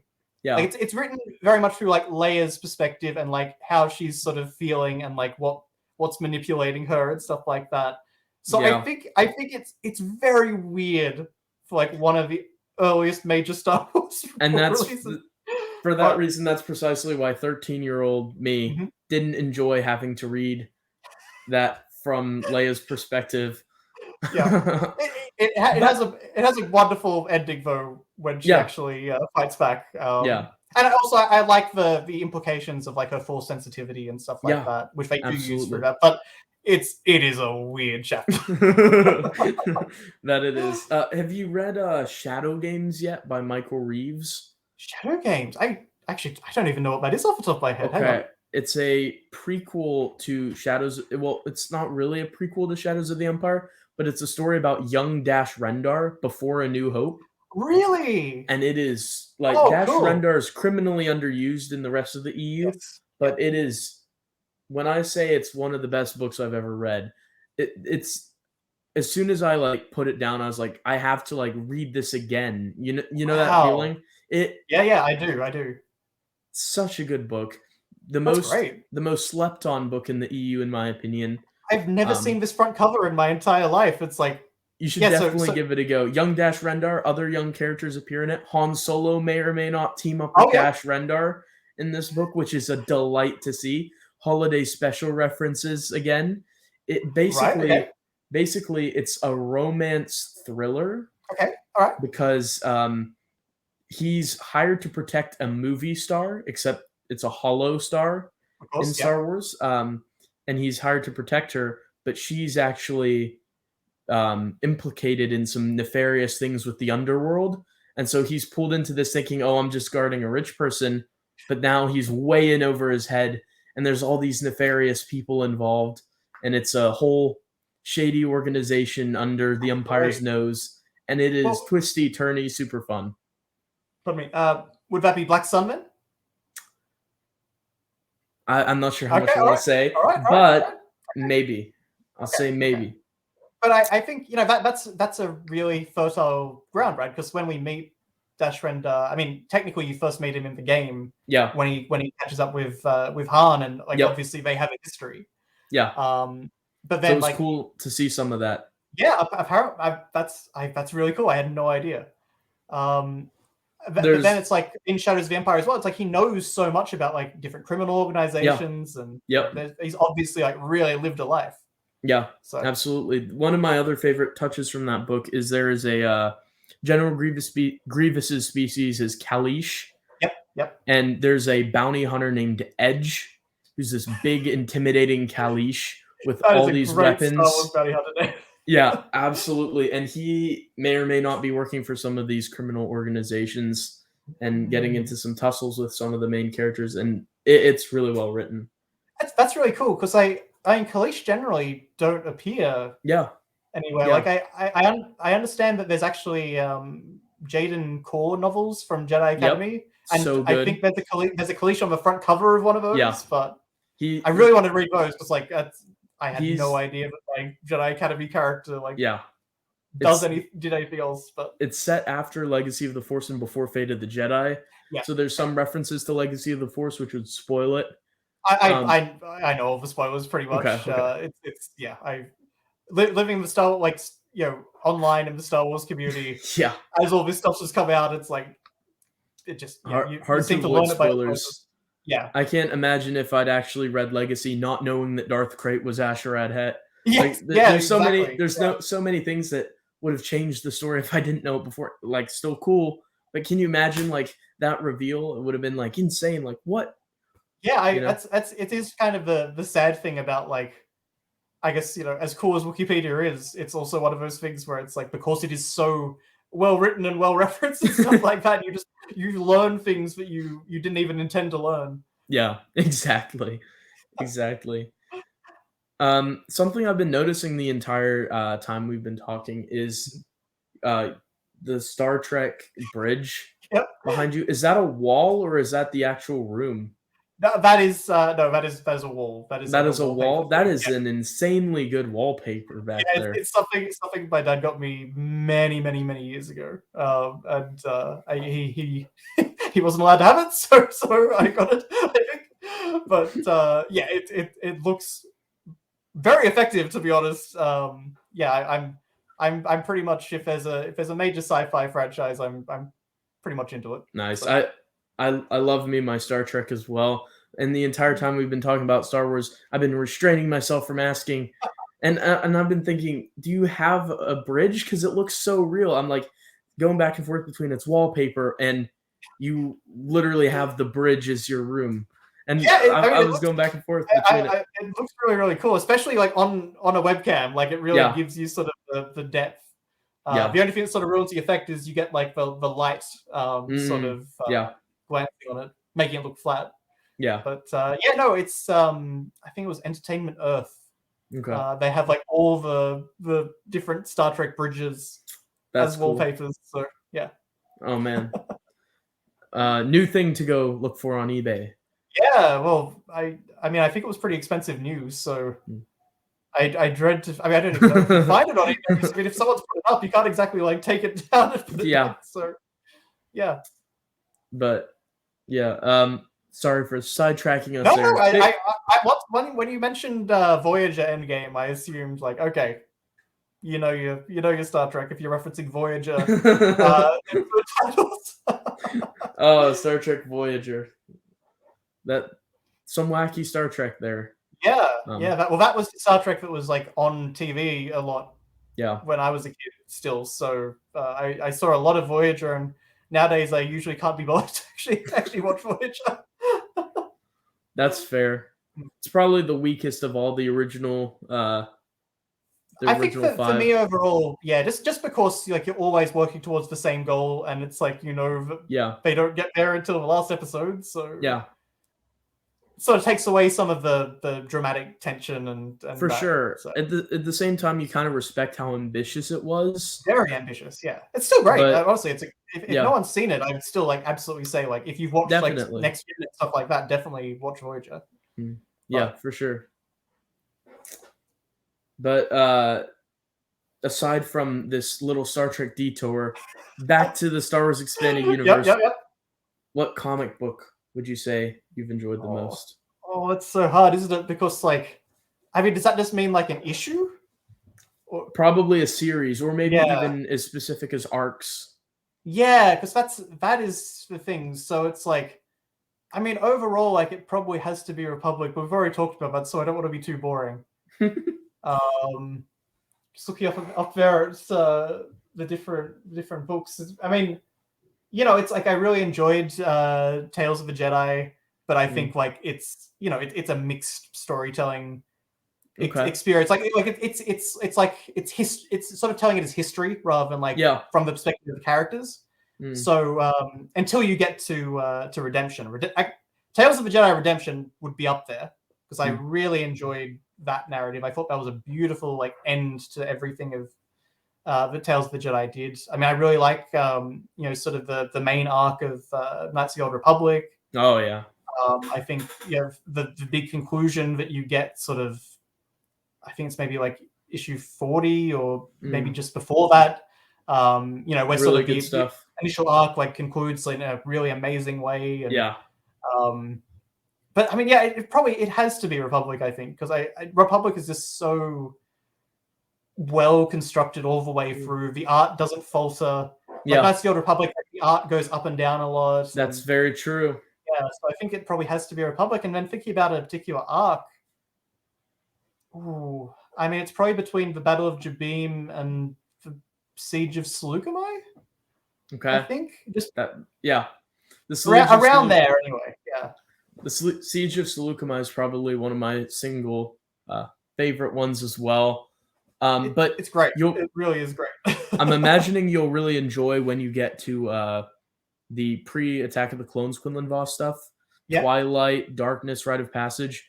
Okay. Rite of Passage I have read. I really like that one. Yeah. It's pretty good. Yeah. None of it for me got as good as like some of the Quinlan Vos stuff in the Clone Wars because that's where he's most interesting. But there's some really good stories. It informs what comes later, I'm sure, as well. So it sort of rounds out the character. I mean, this character's gone on such a long journey. Like he begins as literally just a Jedi with Alzheimer's. He doesn't remember his own name. And then by the end of it, he's like walking this path between light and dark that's so nuanced and complex. And that's a really good point you made as well about like how the Republic comic, its art is consistent throughout. Yeah. Like with KOTOR, like there's a lot of people who put it as their number one comic. But some I get it. But Absolutely, it's Yeah, phenomenal. But some of the art every now and then, like you said, falters and it's just ugly and horrible to look at. just like there is the story where they go back into the Sith Wars, and Yeah, like it's in between two of like the best drawn issues of the entire run, and yeah. it's the most off model, Their chins are cartoonish like art.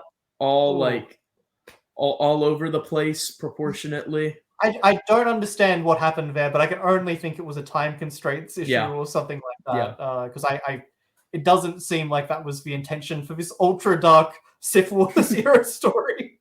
yeah, yeah, um, definitely.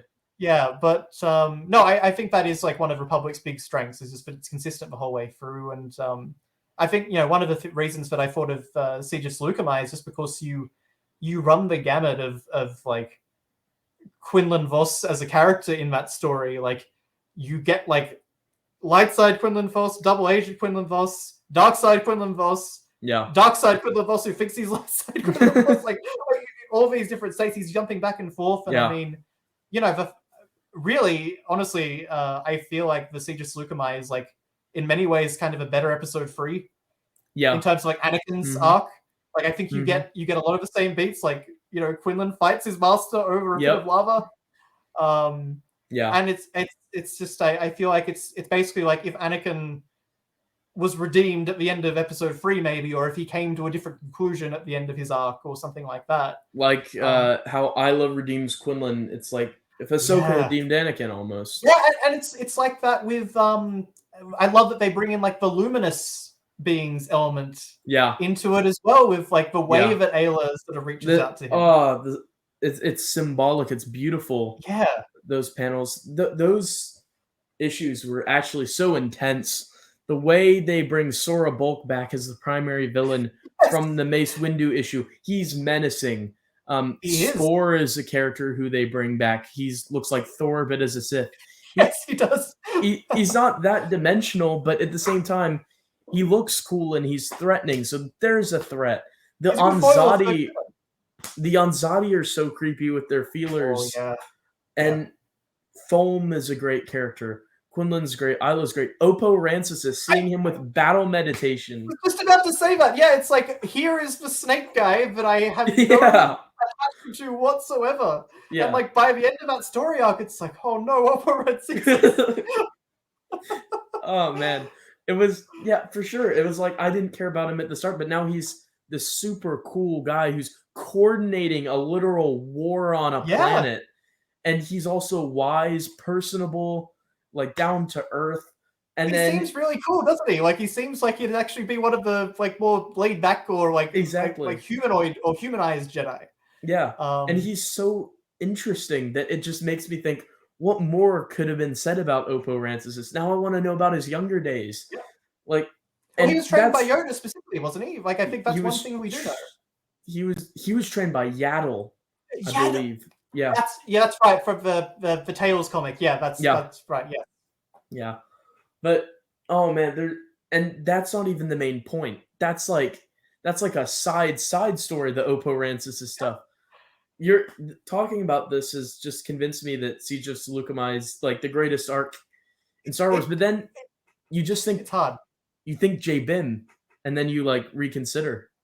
That's just it. It's like you really just had, I think, some of the best. You basically had a 10-year period, I think, sort of from like, I guess maybe the mid 90s through to like just after episode 3, where it's like all the best writers that were passionate about Star Wars just were given the opportunity to write. And they didn't phone it in at all. They gave it their all.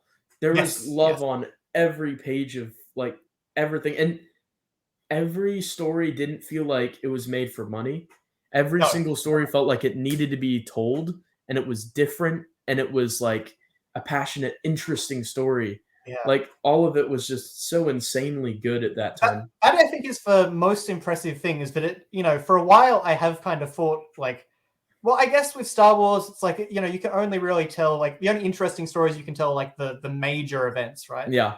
But I feel like reading a lot of these comics, it's like, actually, no, if you're a really good writer, you can make almost anything engaging. Like I read the Boba Fett, not Boba Fett, Jango Fett and Zam Wessel. Yeah, those are one good. shots. And it's like, what a weird story that is. But it's like, and like they bring in like Uriel Poof. Yeah. And it's like, all of a sudden it's like, oh, these are all really cool characters that like are interesting within a few panels. And it's like such a side story. It's not like, yeah, like for me, really that story, yeah, and that wouldn't even be in the conversation for best EU comic for me. But then I think about those panels where Uriel Poof's like doing the sacrifice. This character who's a nobody in the movies has become like the most interesting character in this comic. Absolutely. And then it explains why he's never seen again. And the design of the reptilian aliens there, the Anudat Prime are so interesting. Yeah, good memory.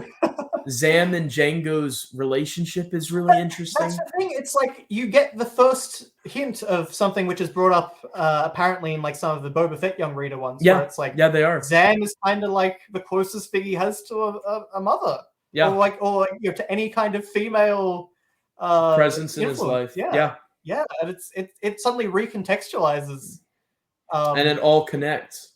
It does, it does, and it's like, in the same book, because I was reading up on this after reading these comics. It's like, apparently Jango Fett is like, when he gets back from the Coruscant mission where he killed Zam, it's like he deeply regrets it, and he's like a broken man, and that's why like Obi-Wan finds him sort of just like in civilian clothes and sort of just out fishing and all that. It's great, and it's like, that was the other thing that I thought of when you mentioned battle meditation with Oppo Rancisis, is that then my understanding from the Republic comic is that it sort of implies that the reason Yoda went to Kashyyyk is because like he's one of the only masters left that can do battle meditation, and that's what he was doing during episode 3. Yeah. So Oppo Rancisis, like a lot of people criticize like Ki-Adi-Mundi for being like, what about the droid attack on the Wookiees? And that's why Yoda has to go out there. It's a funny line in the movie because it just seems like an afterthought. Yeah. And then that's why like what would have gone down differently if Yoda was on Coruscant. And then you trace it back, like you said, Oppo Rancisis getting skewered by Sora Bulk influences Yoda going out there, and it's a big deal. I'd say Oppo might have been the one on Kashyyyk. Yeah, exactly. Yeah. There's so much nuance that the expanded universe just adds to the movies. Like you said, contextualizes it. I'm not a big prequel fan, but reading the Republic comics fills in so many of the issues I have with sort of like the larger Star Wars story there, and it's amazing because I mean, even things like in Jabim, it's like you get it's the first time that the Walkers, like an early version of the AT-ATs are used and stuff like that, and it makes everything sort of feel so much more cohesive. Given that you've only got like a 20-year gap between like the prequels and the OT and stuff like that. Something that I found during the Republic comics, you made me think of this because of the Walker. Like when you know a character is going to be alive later on, it often removes the tension out of that story. But I didn't have that with the Republic comics. Like when Obi-Wan is like dead and Anakin thinks he's dead on Jabim, like I was like, what is going on right now? I am like so worried right now for Obi-Wan, and it leads to this great story where he and Alpha, the coolest clone of all time, have to try to escape. Oh, there's so much good stuff there.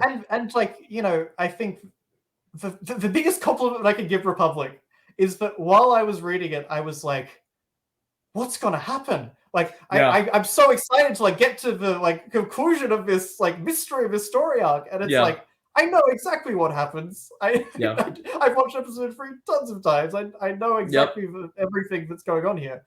But they do it in such a way where it's like they sell the mystery, and they sell it because they sell it through like other characters' eyes. Like there's that Great Republic issue where it's like one of the Jedi like sort of figures it out. Like he's an old friend of Palpatine, and you like get the whole like series of their friendship. And but like his one was like like just test everyone for midichlorians in the Senate. We'll find the Sith Lord. And like that's been talked about for so many years. And he got blown up in like a starfighter crash He got at sent to Padawan, the front didn't lines, he? yeah, and Yeah, so his master was fighting down on the front lines, and he was in a ship, and his yeah, master's definitely going to die because he yeah, was sent to a trap by Palpatine. And then yep, so the Padawan comes down in the ship, and he gets blown up, and yeah, so yeah, any hope of like continuing that idea is on. But that comic does so much because it then also adds the idea of like Palpatine talks about like to these Jedi that like no one knows the Sith. yeah, The Senate only see that Dooku is a Jedi, yeah. and he's leading the opposition to the So Republic. So like interesting. the So Senate interesting. already think that most of the Jedi are like against us and evil Yeah. anyway. Makes sense that why they would be for Order 66. That Yeah. they see them as a threat, and we see that again later in Fate of the Jedi, where the government Oh forces yes, Luke off of Coruscant in his order because they're excellent. going crazy. They see them as a threat. So interesting. It reminds me of like how in the X-Men comics, like the humans don't trust the mutants and they're like hunting them down. Like over and The over X-Men are always again, fighting for.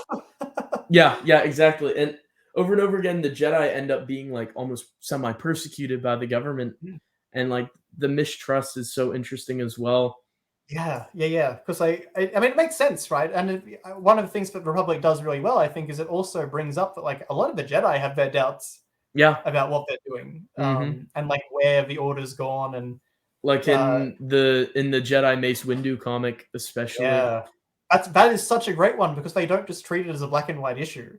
Yeah. I feel like I can imagine that story as a like 2008 Clone Wars episode Yeah. where it's like Mace Windu just tells everyone that they're wrong and then they're all evil or something. It's like wrapped up in 20 minutes. Yeah. But they really like every Jedi in that story has their own perspective. And every one of them hears each other out. Yeah. And And they make good it's so points. They well all done. make good points. Like Yeah, you see every side. even though obviously he has a much more insidious motive and all that sort of thing. Like he does bring up some very good points as the story's going along, and it's like Yeah. in some ways the Confederacy is kind of right about most things, like with the Yeah. Republic, and so you can see both sides of the conflict, which you don't really get from the movies. Yeah. It George had this idea for the prequels to be like this amazing political interesting story, but the prequels never sold that. So it was up to the EU with stuff like Darth Plagueis and the Republic Yeah. comics that really sold the political nuance of the era. Then the Clone Wars show with Filoni tried to do that a little bit with some political intrigue episodes, Yeah, but they with could never do anything interesting because like it's a Clovis kids and stuff show. like that, I think it Yeah, was. Yeah, yeah, Clovis. Yeah, yeah. exactly. No, And I appreciate the effort, but like the comics there with Republic and Darth Plagueis like really sold and added the depth that Lucas was trying to do but couldn't yeah. like And I manage. think my understanding is that Lucas was reading Republic Yeah, at the time, and which is why Lucas. you get so many like characters crossing over and stuff Yeah, like that. and Lucas loved Quinlan Voss as a character. He kept him alive, didn't He he? kept him Yeah, alive. yeah. Ostrander's original idea was he was going to perish in Order 66. Lucas told Ostrander, "I'm planning on using him in the future. Oh, in Keep him alive." Underworld. In Underworld. Yeah. Such That's a such a shame. would have been so cool to see. Yeah, Provided they that's did it right and had a good actor. well. Still, I guess the problem is that when you think about it in those terms, right? You did have the Clone Wars episodes with Quinlan yeah. acting totally differently.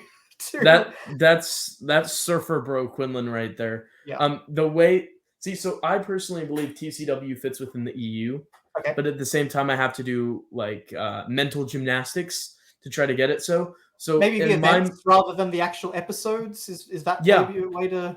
that's a way to do it. There's also a Fantasy Flight Games RPG supplement. Oh, I've seen that. Yeah. And it tells a story that it mentions that Compnor, which is a propaganda unit for the Empire, released reels based on the Clone Wars show that Ooh. quote I can't remember the exact quote, but skewed events and told events in a different way than how it had originally been told to serve their purposes.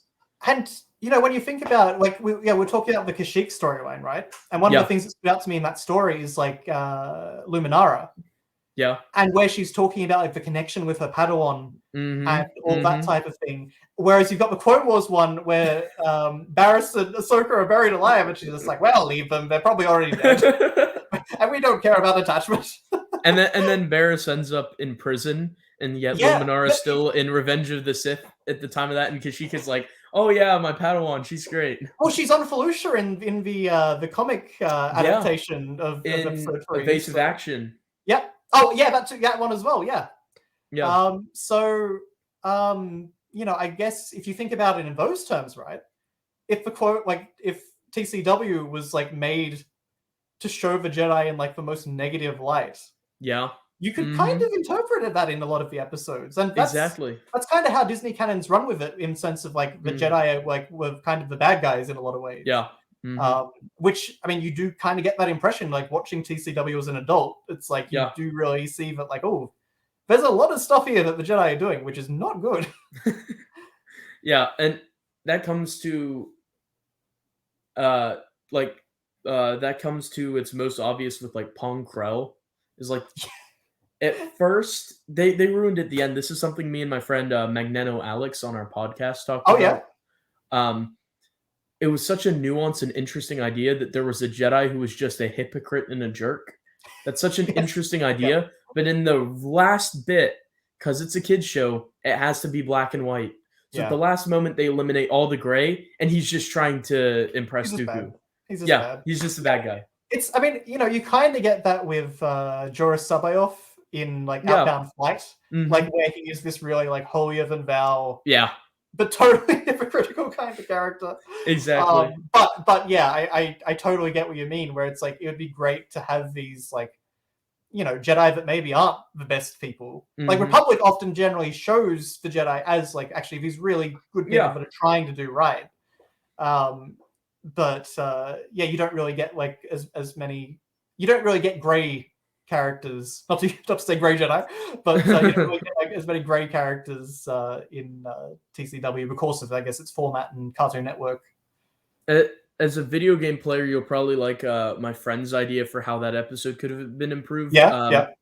My friend, he suggested that they should have done that episode, but with Ram Koda instead of Pong Krell. Oh, because we know that Koda doesn't like clones. We know he had his own militia, so imagine he's forced to work with clones. So he treats them like just like meat droids, essentially. It would have been such an interesting episode because Ram Koda is, for all intents and purposes, a good guy, but he just doesn't like clones. He just hates them. And he's right. Like, he's totally right. Yeah, exactly. He thinks it's unethical, and they turn out to be bad, and he doesn't trust them. And that would fit with the EU as well. Like that if you did that episode that way, it would actually feel really organic. And 2008 was The Force Unleashed, so it would have worked if they had done that. It's been in the planning stages since I think 2005. So I mean, Ram Koda was probably well established before like the TCW series went into production. Yeah, so it would have been phenomenal. Great connection, and I appreciate that they tried with Quinlan Voss, but the way that I refer to that version of Quinlan Voss as like surfer bro Quinlan Voss. He just comes across as some beach guy in California. And like that's what I thought Quinlan Voss was until this year when I read Republic. And it's cool that they did it, but it's a misrepresentation of that brilliant character that was there. But it shows that, again, George Lucas loved Quinlan Voss. Yeah. George Lucas appreciated when people played in his sandbox and added something to the lore. It's not like George hated the EU. He enjoyed it. I've heard that he was the one who suggested they put Quinlan Voss in TCW. Was he real? Okay. That seals it then. So which is just super cool. I think George's perspective probably has just changed a lot over the years. Like I feel like during the time of the prequels, he was quite a big proponent of the EU, and even in the 90s, based on a lot of what I've read. Like, I mean, he approved everything that happened. If it was big and to do with his characters, at least. And as late as 2008, he was heavily involved in The Force Unleashed. Yeah, well, that's just The Force Unleashed. I mean, I remember the old like interviews from when that game was announced, and they were talking like, I mean, they had George in those interviews, but they also like they were talking about like, George, like they proposed like a Wookiee game at one point, and like George was like, no, I want you to do something that like moves the story and is actually like a significant part of like the Star Wars narrative. And it's like, he obviously was more than happy for other creators to be like contributing to this universe, even if it didn't affect his vision of it as directly. Obviously, it influenced it, but yeah. And that's stuff like that is the main point I use. There are so many people who we kind of dub as EU haters nowadays on the internet who spread this misinformation. Oh, contradictions. Oh, there's a mountain who cries. Green Rabbit. All that kind of stuff. Jackson. I love Jackson as a character. I've never read the Marvel comics, but I don't have a problem with him existing. I would have loved just a trilogy set during dark times of him like in the underground, involved with all these criminals. Because like Dash Rendar and Han Solo, these kind of shady characters that they portray are like heart of gold. So if you portrayed Jackson as just like the down on his luck, willing to do anything kind of character, like I think he could have done pretty well. Sort of a black-hearted character. Yeah, exactly. Anyway, so exactly. That's one of the other things that I've really been surprised with the EU is like Boba Fett's like got some really interesting like post prequel stories. Like with his wife and daughter and like the whole how that all came to be, and Blood Ties, I think was Blood Ties is so good. Yeah. I never like would have expected that kind of a story, but now it's like, well, why didn't they adapt that into like a TV show? Because that would have been perfect for it. Oh, Blood Ties is amazing.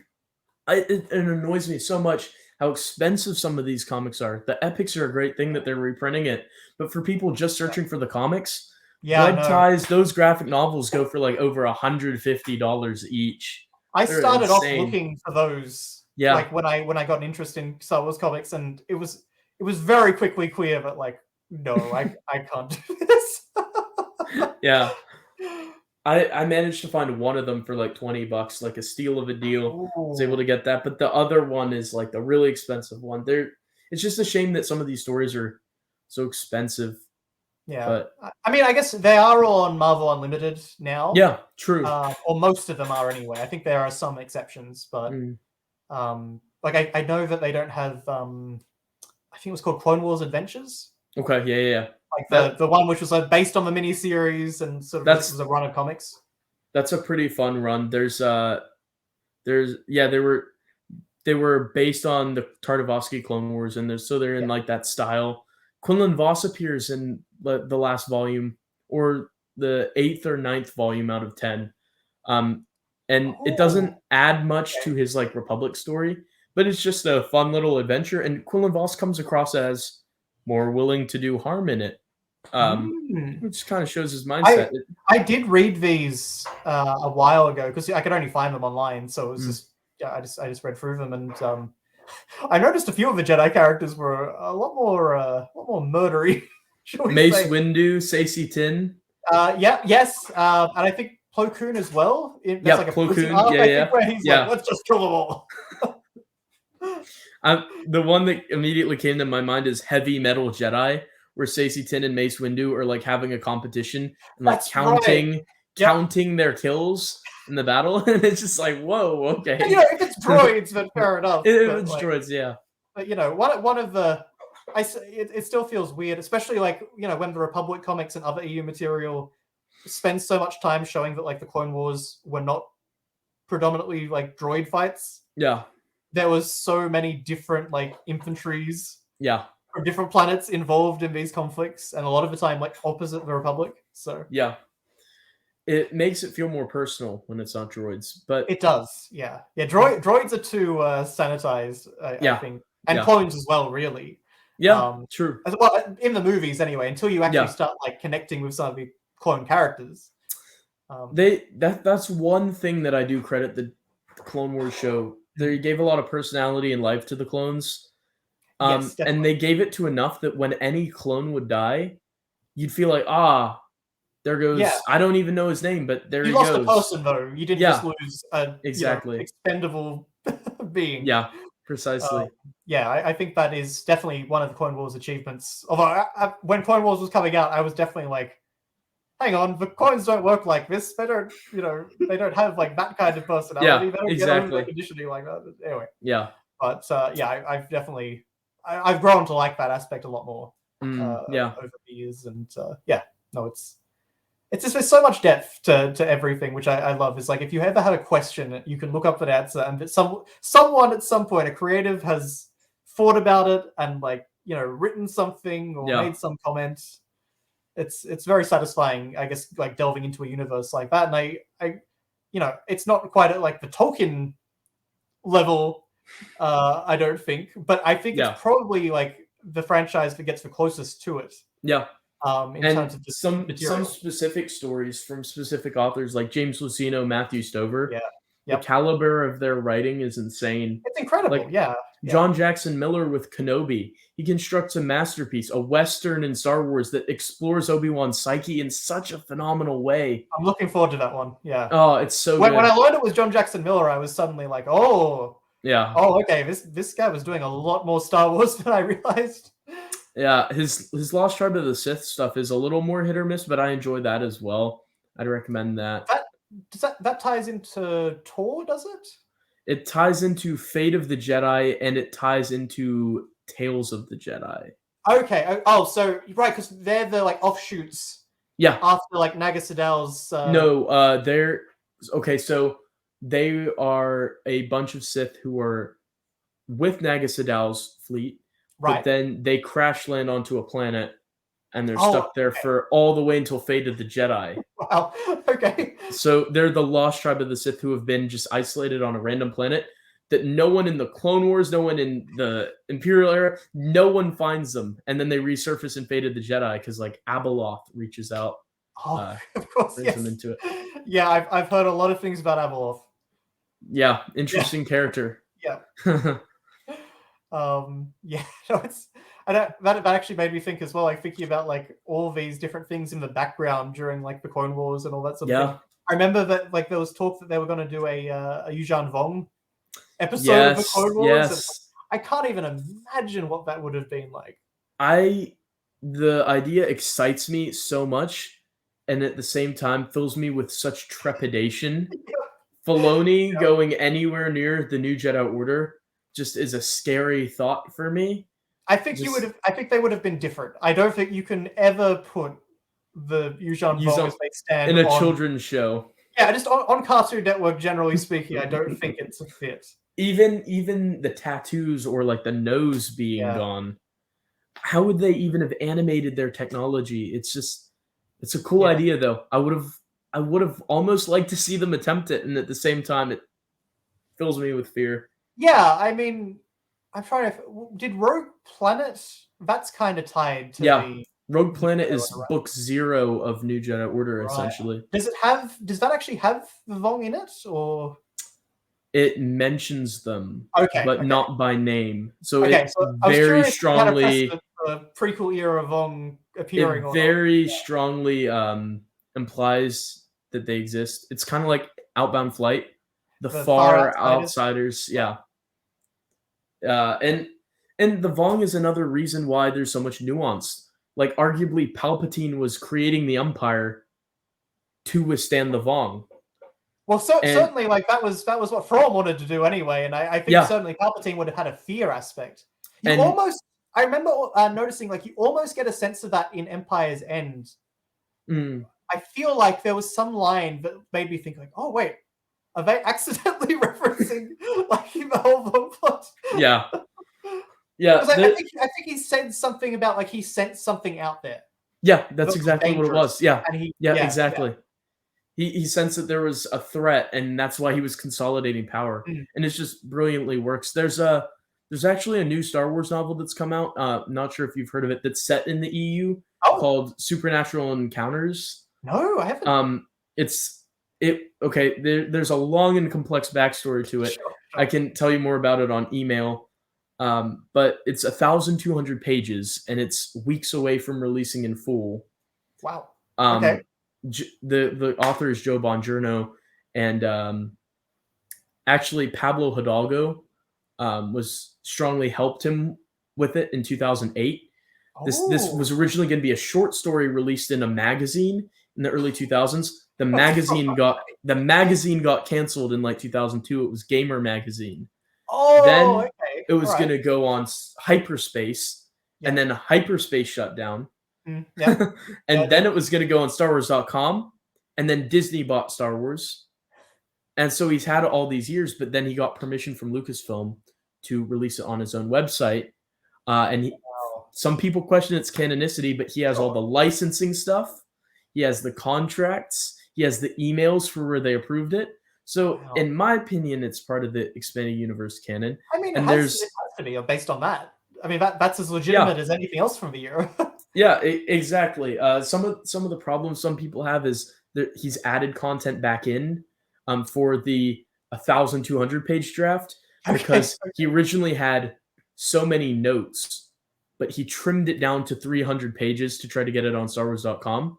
And so with the 1,200 page one, he added it all back in, plus wrote new sections to make it fit with the new content that had come out, like Fate of the Jedi, to make sure it wasn't contradicting. So to me, I'm okay with that. Yeah, I mean, that seems understandable. I mean, yeah.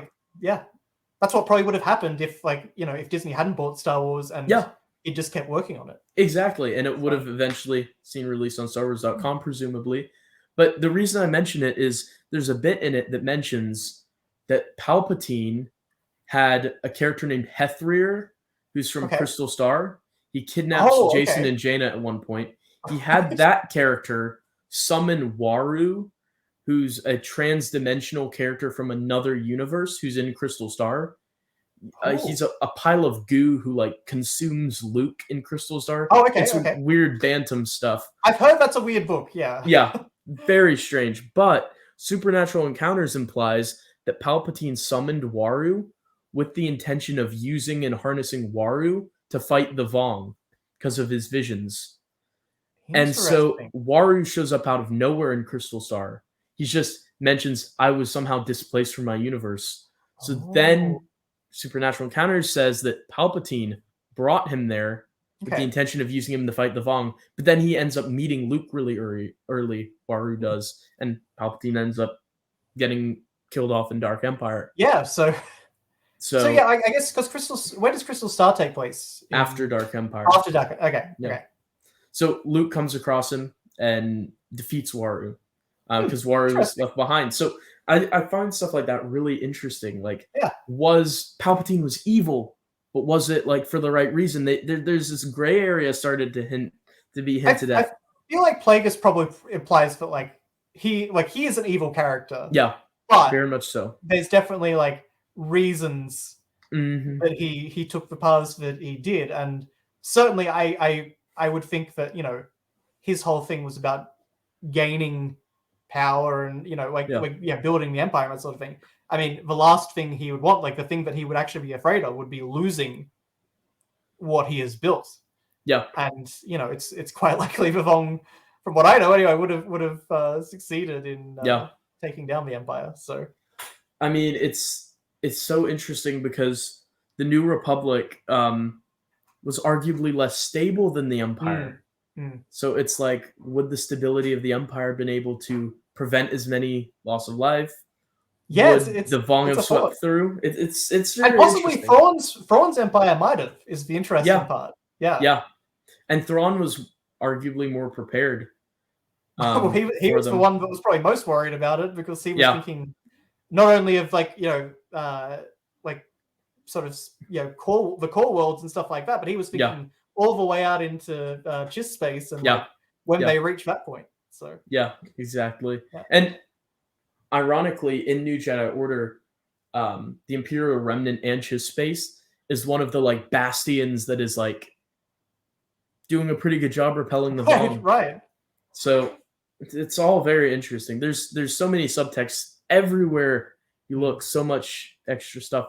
If you look, I've really loved just recently reading Outbound Flight and just like getting this sense of like the young Thrawn and this like sort of much more heroic man, like probably doing the things that like we sort of like on Earth, like as people would be like, do that, save those people, like go out and fight the Vigari, you have the power.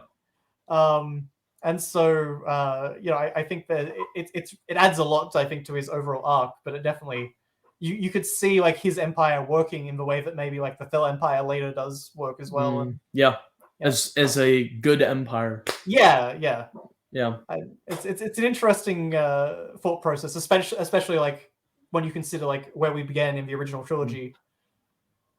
Yeah, definitely. We have covered so many topics. There, as we start to wrap up, is there anything else is there any rock that we haven't turned over yet in this expanded universe discussion? With the EU, I think there's always going to be hundreds and hundreds of rocks. I guess no, that probably covers a lot. It's great fun to talk about this stuff, and especially like as someone that's like just gone into it, it's like it's fun to sort of get these ideas out and actually talk about Republic and that. I mean, I'm really excited for the end of this year because they're releasing it's New Republic Epic Collection 7, I think it is, or whatever, and that's got like the Union comic, and that's got like some of the other like New Republic era Boba Fett. It's got Chewbacca. It's got and I think it's also got Jedi Academy. Nice Leviathan. So that's always stuff that like I've been curious about over the years and I've heard about, but I've never read it. So I'm excited about getting into some of that. And my hope is that they will still do one more New Republic and that they'll do the Invasion. As well as like I know that there's like a Star Wars Tales, I think it is, which is like about Kyle Katarn. It's so good. It's so good. It's so good.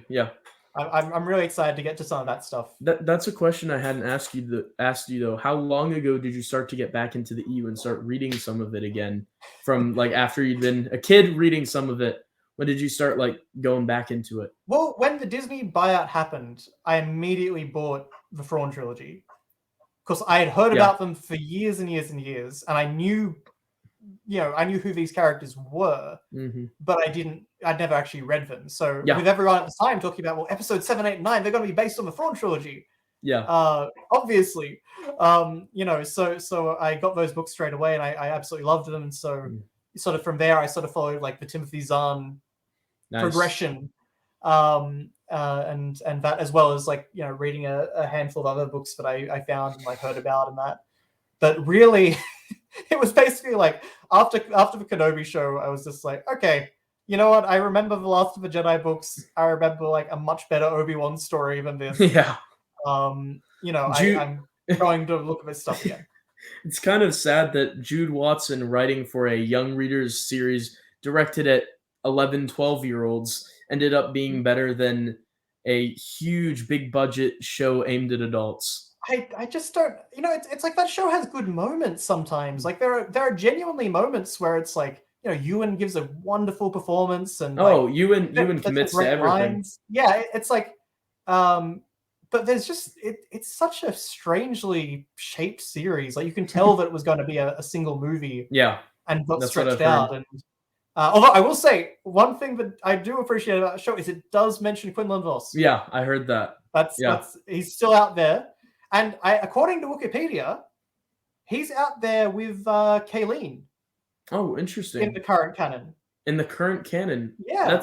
That's really interesting, especially because like the current canon made him and Asajj Ventress, like love interests. Exactly, but but then I guess with what happened to Asajj, they just moved on from that. I'll just double check this, but I saw this the other day while I was looking at Kayleen Hansen canon is an individual who's the lover of Quinlan Vos.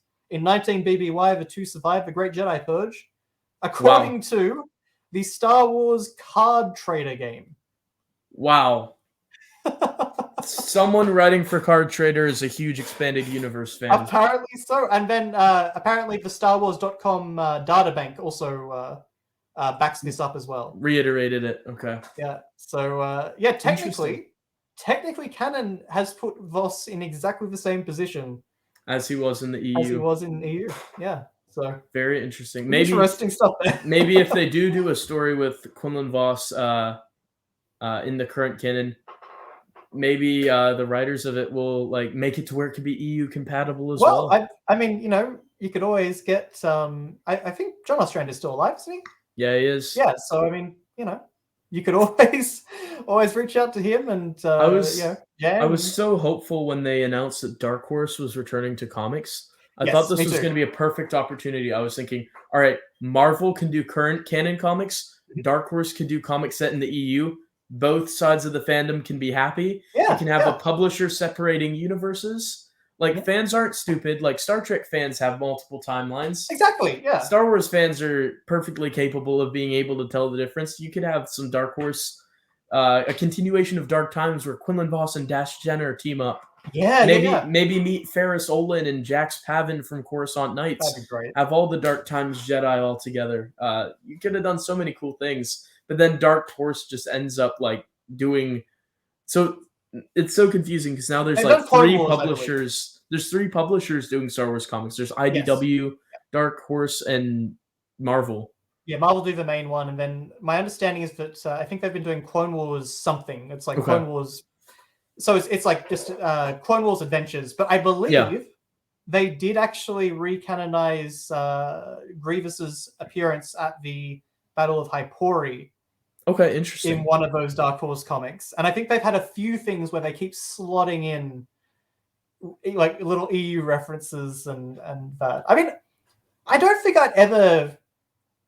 You covered that article the other day about like the EU being like dead and all that sort of thing, and it's like, to me, it's like there's no piece of like brand media which you could ever consider dead, right? There's always going to be opportunities for like someone else to come in and say, "Hey, we have a market here. Let's make money off them."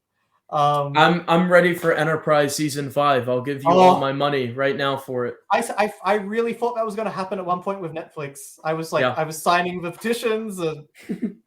And, that is like my Star Trek scar. Yeah, they were about to do the Romulan Wars. It would have been amazing. They set it up.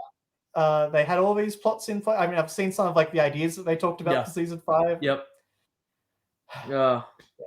One of the worst tragedies in human history. I don't think that's an overstatement. It's like, for me, it's like Enterprise getting cancelled. It's like Firefly getting cancelled. Now that I'm like really into it, it's like seeing some of these EU series that have got cancelled while they were still in production. Yeah. And Dawn of the Jedi got criminally cut short, for example, there. And well, now it's a movie. Yeah, theoretically. Now it's a movie. I would bet that like none of the characters from the comics will appear in it. No, I think it'll use it once again. It'll be like the logo. Yep. And that's probably the extent of it. It'll be like Tales of the Jedi. Yes, exactly. But I mean, I really do feel like at some point we are going to get new EU content. I hope so.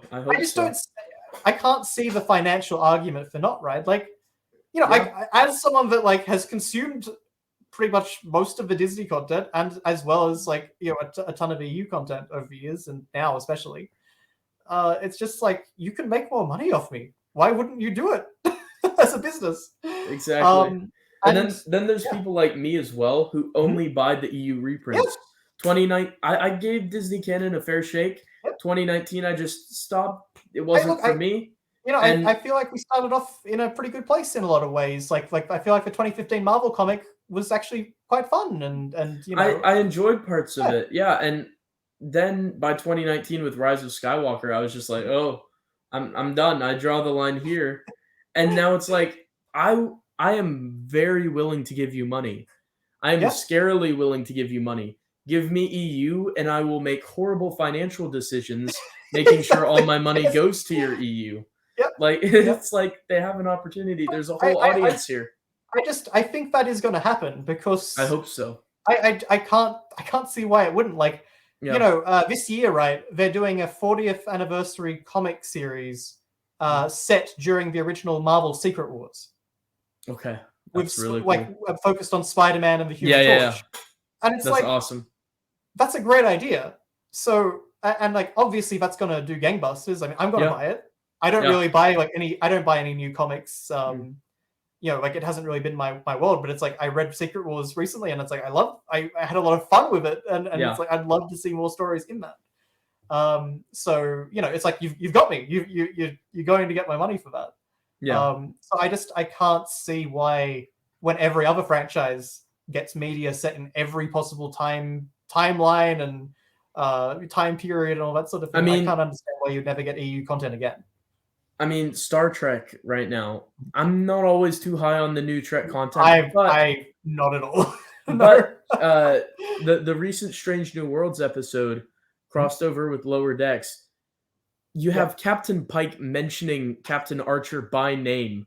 Oh, really? Okay. I could not help but get excited because there's these Lower Decks characters who have time traveled back to the Strange New Worlds characters, and they're geeking out about seeing Pike and all of these people. And Pike said, "I'm trying to put myself in your shoes and imagine what it would be like for me to be on Archer's Enterprise." And I paused the show and had a little nerd moment fun. There because I was like, "Oh, that's so cool!" But and it's references that like that are like, "Why don't you do Enterprise season 5 now?" Or like do a Picard thing, call it Archer, and have him be president and do a show there. Look, if we can get something like Picard season 3 for any of the other crews, that'd be great. Yeah, exactly. It's funny. I mean, I guess the funny thing about that statement is, isn't Archer technically? I feel like Archer survives a really long time. We found out at some point. Yeah, because he ends up living all the way to becoming the first president of the I almost said Trade Federation, but that's Star Wars. Archer and Gunray. The Federation of Planets. The first Federation president. Yeah, exactly. Yeah. Okay, but I didn't know. That's really cool. But I definitely I feel like when isn't like he's still around when Kirk's a kid. I feel like, or maybe just before that he died or something like that. Yeah, he died I feel really recently. Within Pike's lifetime anyway. Yeah, the beta. I think the beta timeline talked about him being really old when Pike was a boy or something like that. Yeah. Okay. Yeah. No. It's, no. I'm perpetually in hope that we will get any franchise continuation you can think of that we will get at some point, just because I have seen so many already that I never expected to happen. So, and this Strange New Worlds episode mentioning Archer in the episode, then the helmsman of the Strange New World ship mentioned Mayweather by name. Oh, really? That he was her hero. Or you have Uhura mention Hoshi Sato and how she was a pioneer for their craft. So many moments where I'm like, just give us Enterprise season 5, and it filled me with hope though, because it's like, why are they going out of their way to mention them? Why are they going out of the way for it? And I love that cohesion. I don't like a lot of the stuff New Trek adds. Yes. The Klingons are all messed up. There's so many terrible things. This dark outlook on everything when it's supposed to be hopeful. Cursing in an era where they've literally said they're beyond such. There's no futurism. There's no futurism in any Star Trek anymore. It just feels like our timeline, just with new technology, our current time with new technology. But at the same time, those references there are really cool to me. Yeah, they're fun. Yeah, I mean, I think in Picard season 3, they had a point where they were going past all the different doors at one point on this space station where they had all these secret projects. And they were all references to different. And there was something that was talking about Kirk's body. I had Kirk's body from the Reuben planet from Generations. Yeah. Insane. What was the other one? They had a model of Archer's ship in Picard season 3. Right. Cisco's baseball was in a cantina. There was some fun stuff there, Yeah, that kind of thing is. I mean, that obviously that's a lot of what the EU's based on as well, where it's everything reference connection. Yeah. But it's not necessarily I feel like nowadays a lot of references are just do you remember this thing? We have mentioned this thing. Whereas I do feel like the EU generally it brings in a character for a specific purpose or whatever. Yeah. And it's natural. It's natural. When Aura Singh is brought into the Awa Sakura, one shot and that sort of thing. It's tied in with the two masters, and then Awa's story herself, and Yenzadi, and all that stuff. Yeah, all fits. Beautiful stuff.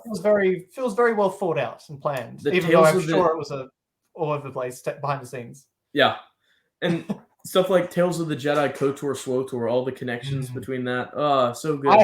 I have had a whole world open to me because like I knew, I knew all the lore from KOTOR, but I didn't know that stuff actually existed in like a storytelling format. Yeah. So the fact that they were building on the backs of like these comics from Tom Veitch and Kevin J. Anderson, and it's really, it adds so much to KOTOR. It introduces a few problems with KOTOR. Yeah. In terms of like the Jedi Order's changed an awful lot in a very short space of time. And they were gonna do a novel to explain that. There was a novel called Mandorla. Yeah, it was gonna have Nomi and Vima, right? And it would have explained where they went, which is really interesting. A discovery we made recently is an RPG card story from Wizards of the Coast that establishes that Nomi Sunrider fought in the war that Revan was a part of. What's the Mandalorian Wars? The Mandalorian Wars, yes. Yeah. Establishes that Nomi did fight there, so we know she lived to that point. Ooh. Okay. So it's so interesting. Because I found a reference on Wikipedia that said that Vima was the Exile's master. Yeah. And that blew my mind. yeah, exactly. And Mandorla would have dealt with those stories.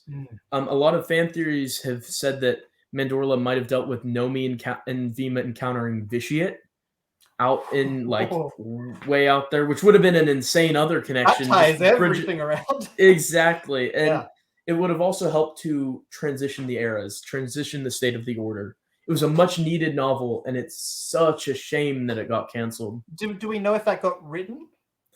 I wonder. That's been a big subject for debate.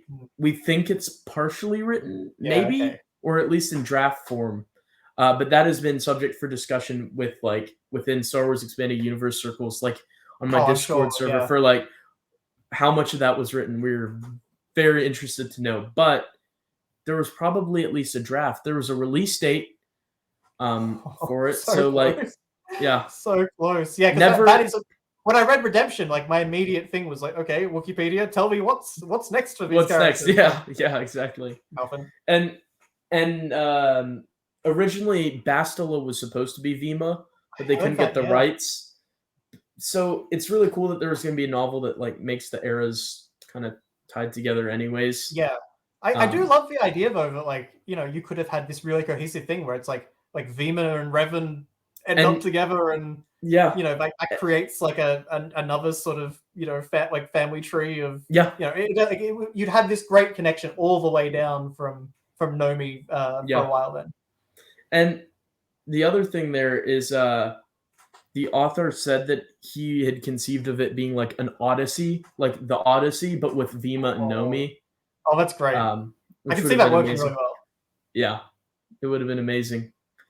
It'd be great just to have the two very different Jedi orders, kind of melded together. Yeah. I mean, it's there was a line in Knights of the Old Republic comic where Alec talks about there are some Jedi that believe against all attachments and that sort of thing. They're the crazy outliers. The Jedi Order doesn't actually have that stuff, which fits with Tales of the Jedi, because obviously it was they basically had a nursery for bring your kids to the Jedi Temple on Ossus. So so it would be nice to have some of that stuff sort of explained, but you can headcanon all that stuff. The main thing is I would just love to have seen what Vima's sort of legacy would have ended up being, and but I mean, I guess if you tie that in, if she trained the Exile, then that certainly has ramifications, in the timeline. So definitely it's interesting. Definitely, stuff like Sword of the Jedi had art for it, and a release date that was released online. So we think that was more written. Sadly, Mandorla didn't have any art for it, so it must have been less in production. Less polished. Yeah. I mean, Sword of the Jedi, that was supposed to be a trilogy or something, wasn't it? It was supposed to be a trilogy, So probably like one book might exist for that, but one book, maybe a draft for the second, or an outline, something like that. Yeah. No, it's a shame because like that's obviously the point where, you know, you're not going to get like finds like Lightsider or what was it, Heir to the Jedi or something like that. My brain's getting tired, but it's Heart of the Jedi. Heart of the Jedi, that's it. Yes. Yeah, Heart of the Jedi was amazing. It was like, so since I became an EU fan in 2017, I was 11 then. Right. Yep. I'm a youngin. I'm younger than Revenge of the Sith. But it's great though because it's you're proof of like the longevity of these works. Like they can appeal to anyone in any generation. And your nephew getting into it now. The EU's timeless, and we've got young people getting into it, which is so fantastic and just phenomenal. But since I didn't get into the EU until it was gone, Heart of the Jedi was the first like time where there was hype around something new. Yeah. So that week was one of the best weeks ever. Like with just everyone was going to get it when it came out on Amazon. Even I heard about that. Yeah. At the time. It was insane. And then it outsold the newest Disney canon releases. It just shows that there's a market for it, which we were talking about earlier. Yeah, well, this has been the thing, right? Is like I was really waiting for like the new wave of books to come out, and it never really did. Like nothing like sounded that exciting or interesting. Yeah. There was no Heir to the Empire equivalent. There wasn't even like a Luke Skywalker Shadows of Mindor equivalent, where it's like it's just this really unique and kind of esoteric story that stands completely alone. That is a really interesting read. I love Shadows of Mindor. How it brings back the newspaper strips with Chronal Black Hole being from there. Oh, it's just when I learned that, I mean that is one of those things where it's like, how did Matthew Stover even come to that conclusion? Yeah. But it's like that was obviously a loose end, but was never detailed or explained from a 70s newspaper strip, and then in 2006 or whatever, 2007, it was finally dealt with. And that's the beauty of the EU. They got around to like when there was a contradiction, when there was a loose end, they eventually got around to tying up everything. And I truly believe, had the EU continued and Disney not bought Star Wars, TCW would have been sorted out. Every other loose end would have been sorted out eventually. I think you're probably right. Actually, that would have ultimately, like the newsreels, like that would have probably been the explanation. Yeah, and maybe say that the general events happened, but like it's been doctored. You could have had quite a twist with Ahsoka. Yeah, like if she was like an actress or something, some crazy. That would be amazing. Wow. I don't know, or if she was actually like an Imperial, like someone like on the Imperial side, or oh man, I don't know, someone close to Palpatine. Yeah, I mean, you could have done some really surprising twists at the end of that show. Imagine she's like an Emperor's hand. Yeah, like Jarek and Mara. Yeah. She knows Mara Jade, but she was chosen to act out a character in some holoreels. Yeah. Portray the Jedi in a bad light. Show the world that Jedi are whiny and complainative in the early seasons of TCW. Jedi, but then like survived Order 66, and like that's the situation she ended up with. Like, I want my own kind of revenge. Or there's countless answers to those problems that were created there. The imagination is really like the limit, and that's one of the things I love about the Star Wars universe is that really you can go off on these wild tangents and just have ideas, and I mean, obviously there's so many stories, but like chances are you are going to run into an actual explanation of something that happened. But it's a lot of fun. Star Wars, George Lucas created the ultimate sandbox. And I'm just so thankful for all the EU writers who molded like the most beautiful castles ever. Absolutely. Like in his sandbox. Like they took what he did and in my opinion, like elevated it with a lot of the stories, like Republic, Plagueis, New Jedi Order.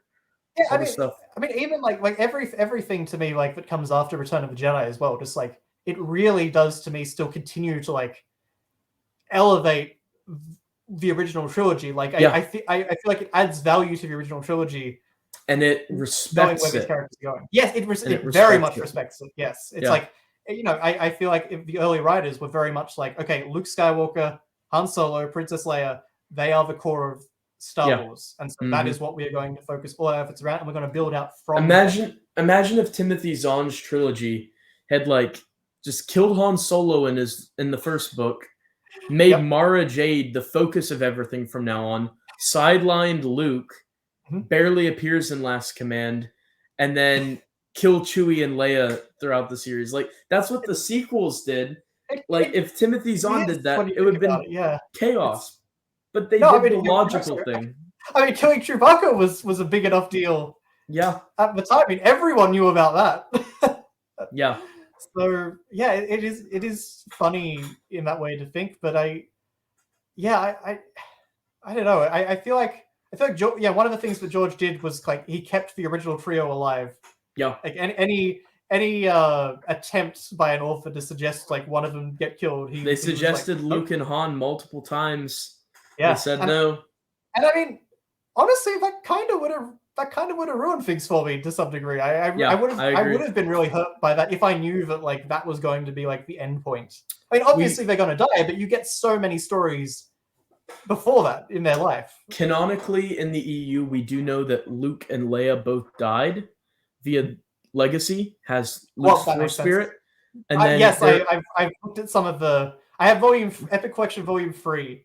Yeah, so I've like flicked through like the duel between Cade and Luke on the Tatooine. Like, oh, that's so cool. Yeah, so good. Like Luke's fed up. Luke's fed up that his great grandson's a druggie. Like it's so but it's good storytelling. Yeah. Canonically, the only one of the original trio who doesn't have a death, like confirmed, is Han Solo. Like obviously he would have died from old age, but canonically, there's no confirmation that he had a death. That's perfect. I feel like that just feels like one of those things where his death would be some kind of crazy story that's just like passed down and like gets added to and made bigger and bigger over years. So. He probably, in my headcanon, he went out with the Falcon at some point. Yeah, I think that makes the most sense. I mean, and we see R2 in Legacy. R2D2 is in Legacy. Okay. Sorry, you didn't know that. But the Falcon isn't there. So the Falcon probably was destroyed. And I know that C-3PO is in like a Tales comic, which is like insanely far down the timeline. And he's just like known as the storyteller. We did some math on it, and that would be set in like 11,000 ABY. Oh, wow! And the reasoning is, instead of saying a long time ago in a galaxy far, far away, the first line says a long time from now in a galaxy far, far away. So that means that. Okay. So for a long time ago for us, well, let's go back 2023 years AD. So 2023 years, then 1,000 before that. That might be a long time ago, but it's a long time ago. So let's say it's 2,000 years before that Star Wars is taking place. Now, this is out of universe stuff and headcanon, but a long time from now. So add 2,000 beyond now, and that's where it would fit in. And the comic is beautiful. If you read the comic, it is beautiful. The storytelling to it. Yeah, I've got to wait till I get through Legacy, and like I figure that's a nice ending point of the comics. Then that, in my opinion, is the perfect ending to the Star Wars universe, which is ironic because I really hate Tales overall. Most of the stories are pretty bad. I absolutely agree. So many of the Tales, like I read them and I think, who wrote that and why? Exactly. Oh man, there's so many bad stories there, but there's some diamonds in the rough here and there. Just most of them are so depressing is the weird part that I find. It's like they're all about like, and everyone died, or like this murderer decided to keep on slaughtering people, or just it's really dark, and I don't know why. Yeah. And then when it's not dark, it's like goofy and childish. Yeah. It's the two great. It's the two extremes. Yeah. And with Storyteller though, it is a beautiful story because instead of saying the end, it says the beginning. So it's like now there's all these stories, and it's implying that the original trilogy will repeat itself for a new group of heroes, and it's so well done.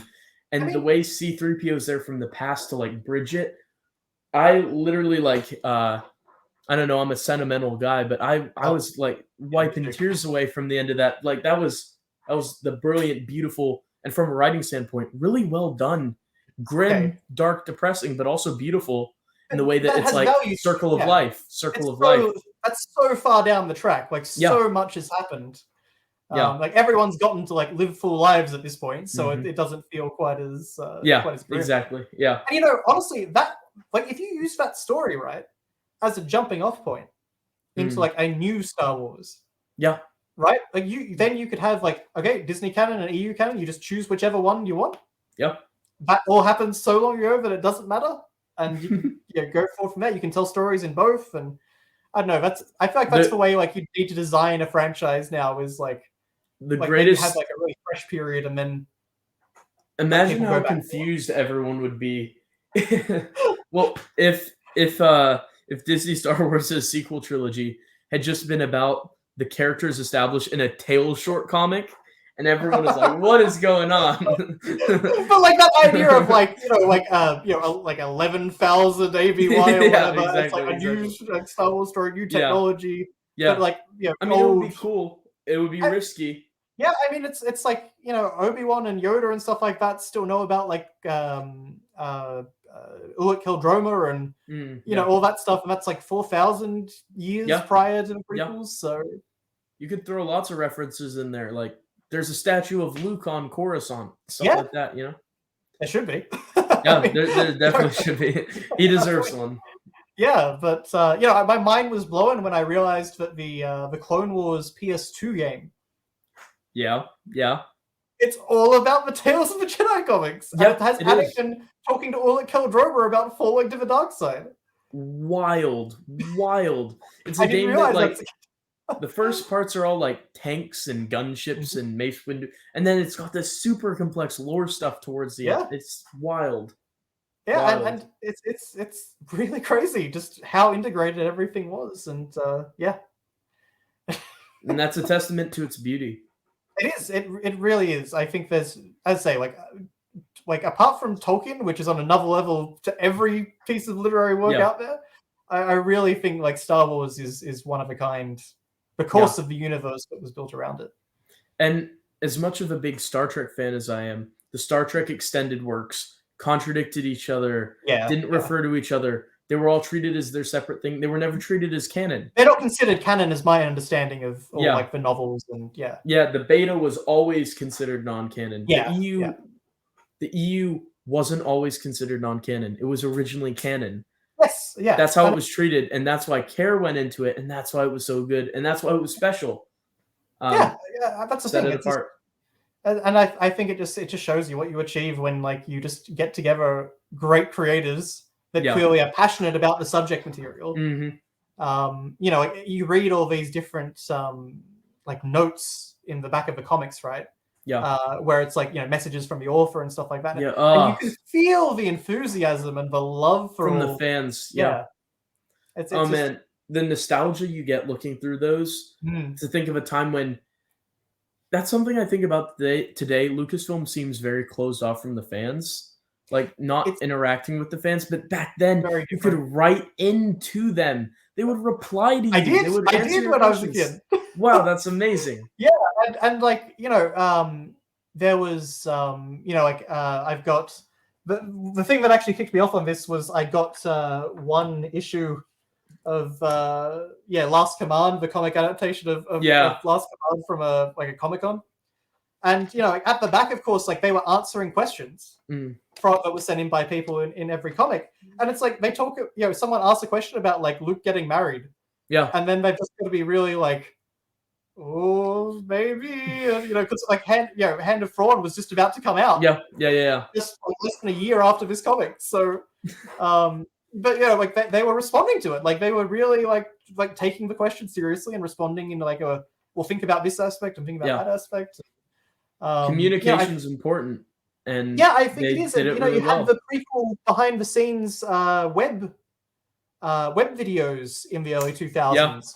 So like they were going up every 4 months or whatever. Like I want to say like a year and a half or maybe even 2 years before Revenge of the Sith, I saw them filming the duel on Mustafar. Like you saw the footage for that, and that's cool. It just like I mean, it spoiled the movie. You know, you knew where it was going, but you know, there was just such a like an effort to like keep fans in the loop Yeah. with everything that was going on. And I feel like that it definitely felt very different back then with hyperspace and you know, with the way that StarWars.com was Yeah. handled, and There's yeah, I an mean, the forums. open line between the creatives and the fans. Yeah, exactly. Especially if you were in America. Like, there were a lot of things that I didn't have access to being here in Australia. Like, I couldn't join the Hyperspace Fan Club or anything like that, which drove me nuts as a kid. But yeah, you know, they definitely were much more open about things, and I feel like spoiler culture is part of the reason why like that's really changed everything in the industry now, because like everything is kept under lock and key. It's like the MCU, for better or worse, has really pioneered that. yeah, Like it did. even the actors, like Tom Yeah. Holland's talked about how he was given multiple scripts, and when he'd go to sets, he wasn't told what the scene was until he was there. Yeah, Can you imagine being an actor and not knowing how to prepare for something like yeah, that? I mean, it's like I like not knowing exactly what's going to happen. Yeah, absolutely. But I mean, I don't know. It seems like it's overkill. Yeah. Like, you know, I had most of Spider-Man No Way Home spoiled for me. Yeah. Like, just like because of like all the leaks and that sort of thing from the internet. Yeah. And it's like didn't diminish my enjoyment of it one bit. Oh, it was an incredible film. Yeah. It was an incredible film. I saw it 5 times in theaters. Good on you. I mean, I saw it twice, I think, which is rare for me, but yeah. I mean, loved it. We saw it in just like regular, then we saw 3D, then we were like, cool. Ooh, IMAX, and then we saw it a 4th time just regular, because like there was one Friday where we were like, what are we gonna do? Oh, No Way Home's still out. This was like 3 months later. Oh wow, yeah, that had a long run. And then there was my grandmother. We started watching the MCU with her in chronological order. It was back when the MCU was really good. And she was loving it. She would catch the connections, and she was like, in Incredible Hulk, she was like, "Oh, there's the Stark Industries logo," and we're like, I was thinking, yes, good on you, Grandma. Yeah, exactly, good on you.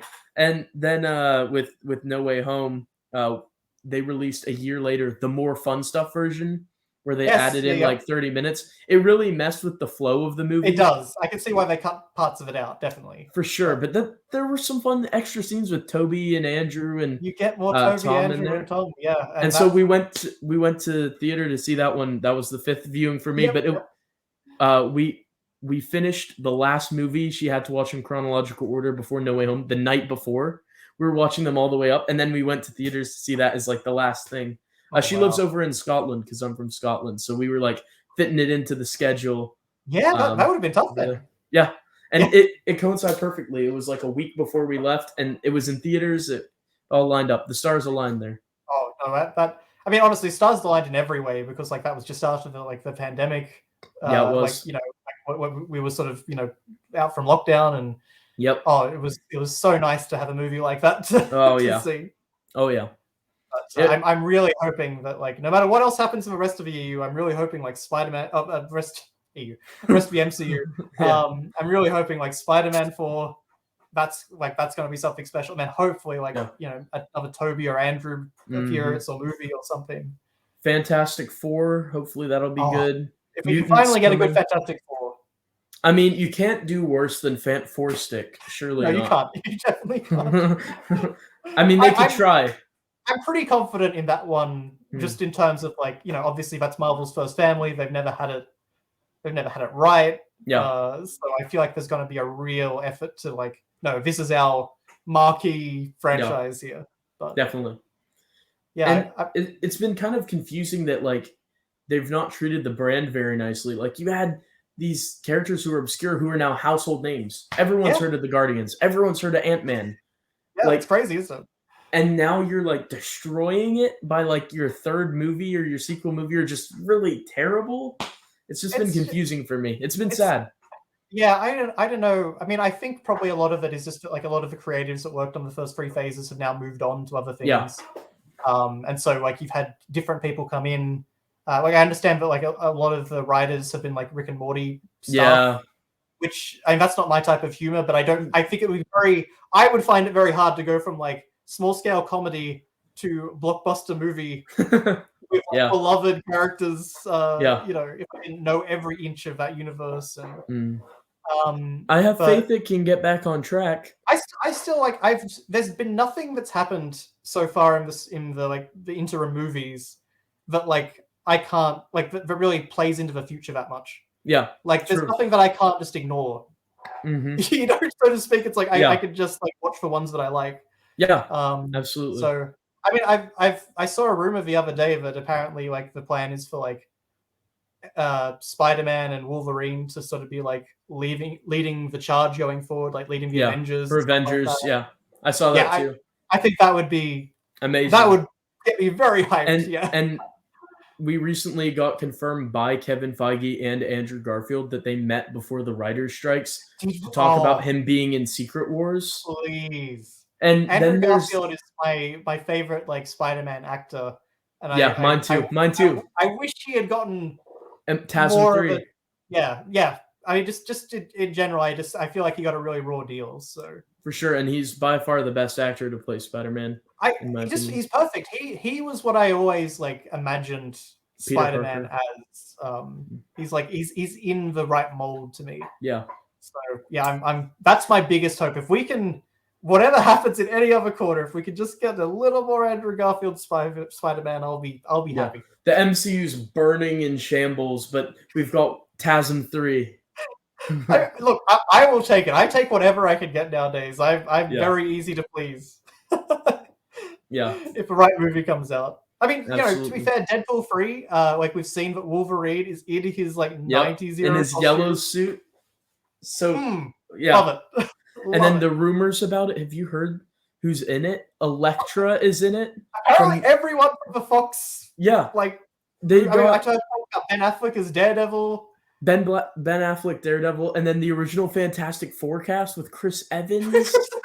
Like, just wild. That is totally Ryan Reynolds type of humor. So I feel like that's gonna absolutely. And then the rumor is they're gonna go back to 838 universe from Doctor Strange in the Multiverse of Madness and deal with the fallout of that. Which I love that would have consequences. Yeah, I do not like that scene in Multiverse of Madness because I do not like seeing these beloved characters just like have their brains blown out. Yeah. Like kill them is one thing, but it's like the way that they did it was so brutal. Yeah. I admit I was kind of like watching in excited, giddy awe during that scene. I wasn't first. Like, I was like, oh man, this is gonna go down. Like we're gonna get like Mr. Fantastic and Charles Xavier fighting Scarlet Witch. Yeah. It's like sort of.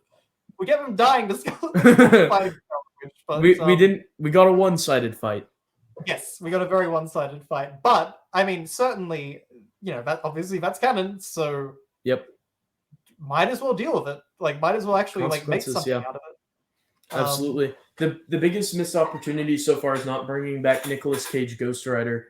I have fingers crossed that we see that. I love the first Ghost Rider film. The second one is horrible, but kind of fun. Yeah. Like the scene where he's yelling that he's scraping at the door is just hilarious. It's Nicolas Cage doing what he does. Yeah. To my mind. Yeah. I would love to see him back as Ghost Rider. Honestly, it would just be cool to see Ghost Rider in the MCU. Yeah. For real. I mean, he was in Agents of S.H.I.E.L.D., but that was Agents of S.H.I.E.L.D.'s canonicity was very vague. Yeah. And also, I'm not a big fan of Robbie Reyes compared to Johnny Blaze. Yeah, I think Johnny Blaze is more fun. Yeah. Yeah. But we have covered now multiple fandoms. Obviously, we could keep talking forever like this because it's it's so fun. It is. It's always great just to talk to someone that's into the same stuff and has that knowledge base so that when you say Yarrow Poof, like we said earlier, it's like you know who that is. Yeah, absolutely.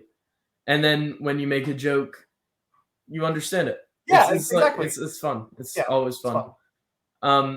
Is there anything before we wrap up that you have coming up on YouTube or with game development that you'd like to plug in any way? Like I'm pretty small here, but I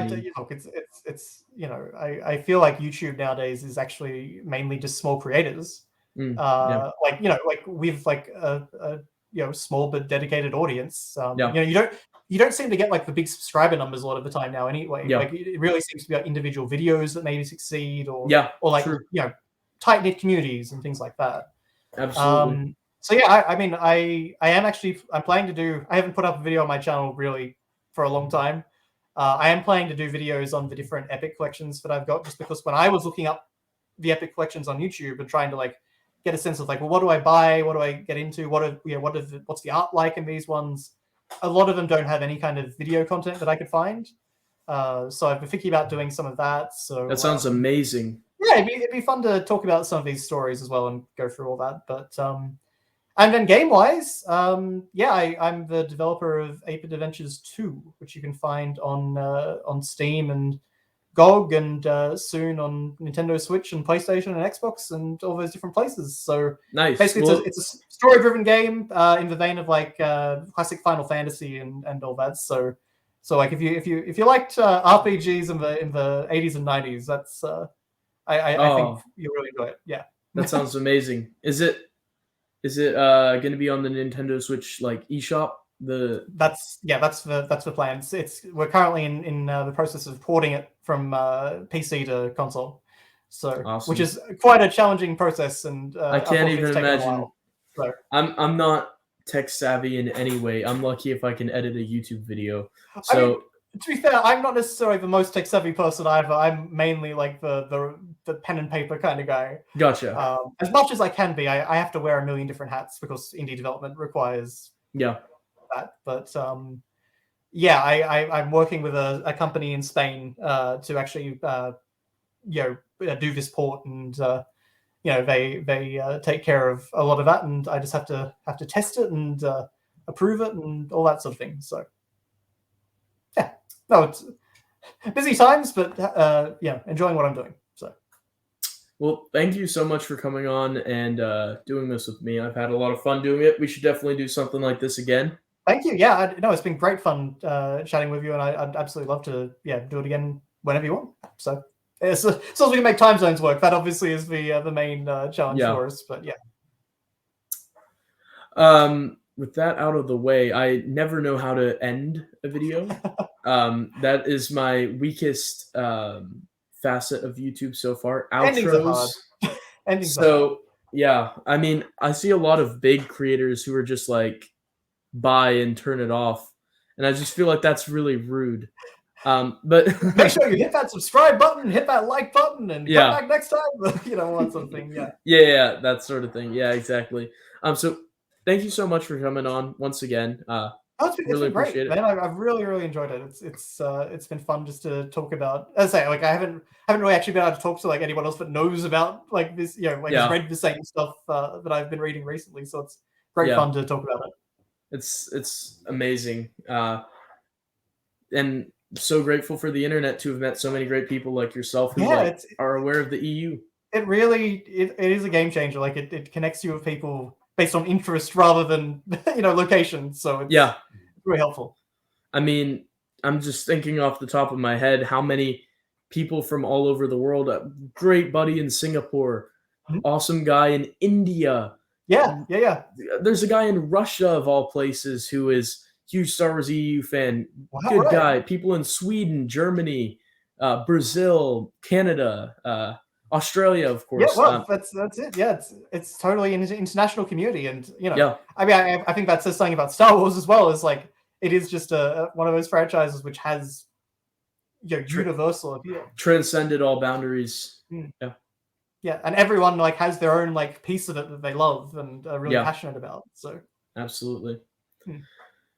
But with that being said, sorry, it must be really late for you now.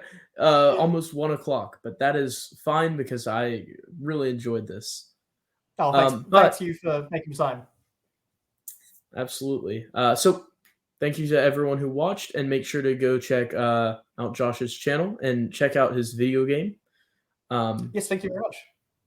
Because I'm sure it's going to be great. So we've got a I'm trying to remember now. I think it's a 87 Metacritic score and a 91 OpenCritic scores. So we've fared well in the reviews. People like it. So that's awesome. That One thing that surprises me before we go is video game critics are harsh Yes, yeah. online. They are very hard to please. It depends right on the game. It's yeah. It really. I think a lot of the times it depends on like whether the game's like achieves what it set out to do. But Yeah. sometimes critics like come in with their own preconceptions of what a game should be, and I think that's sometimes where you get some friction. But yeah, no, I'm certainly. In some ways, I'm easier to please than critics, and in other ways, I probably have my own hang-ups that do it. Yeah. But yeah, no, it's a tough industry in a lot of ways. There's a lot of competition. So Yeah. Well, I appreciate you coming on, and like I said, we've got to do this again sometime definitely. and have an update on where you're at in your journey. Maybe Yeah. next time you'll have gotten to near New Jedi Order. Who knows? Maybe I man, I don't know how many years in the future we're talking, but a decade. yeah, it'll probably take me a while, but I'll get there. I'll get there. Yeah, I'm committed to getting there.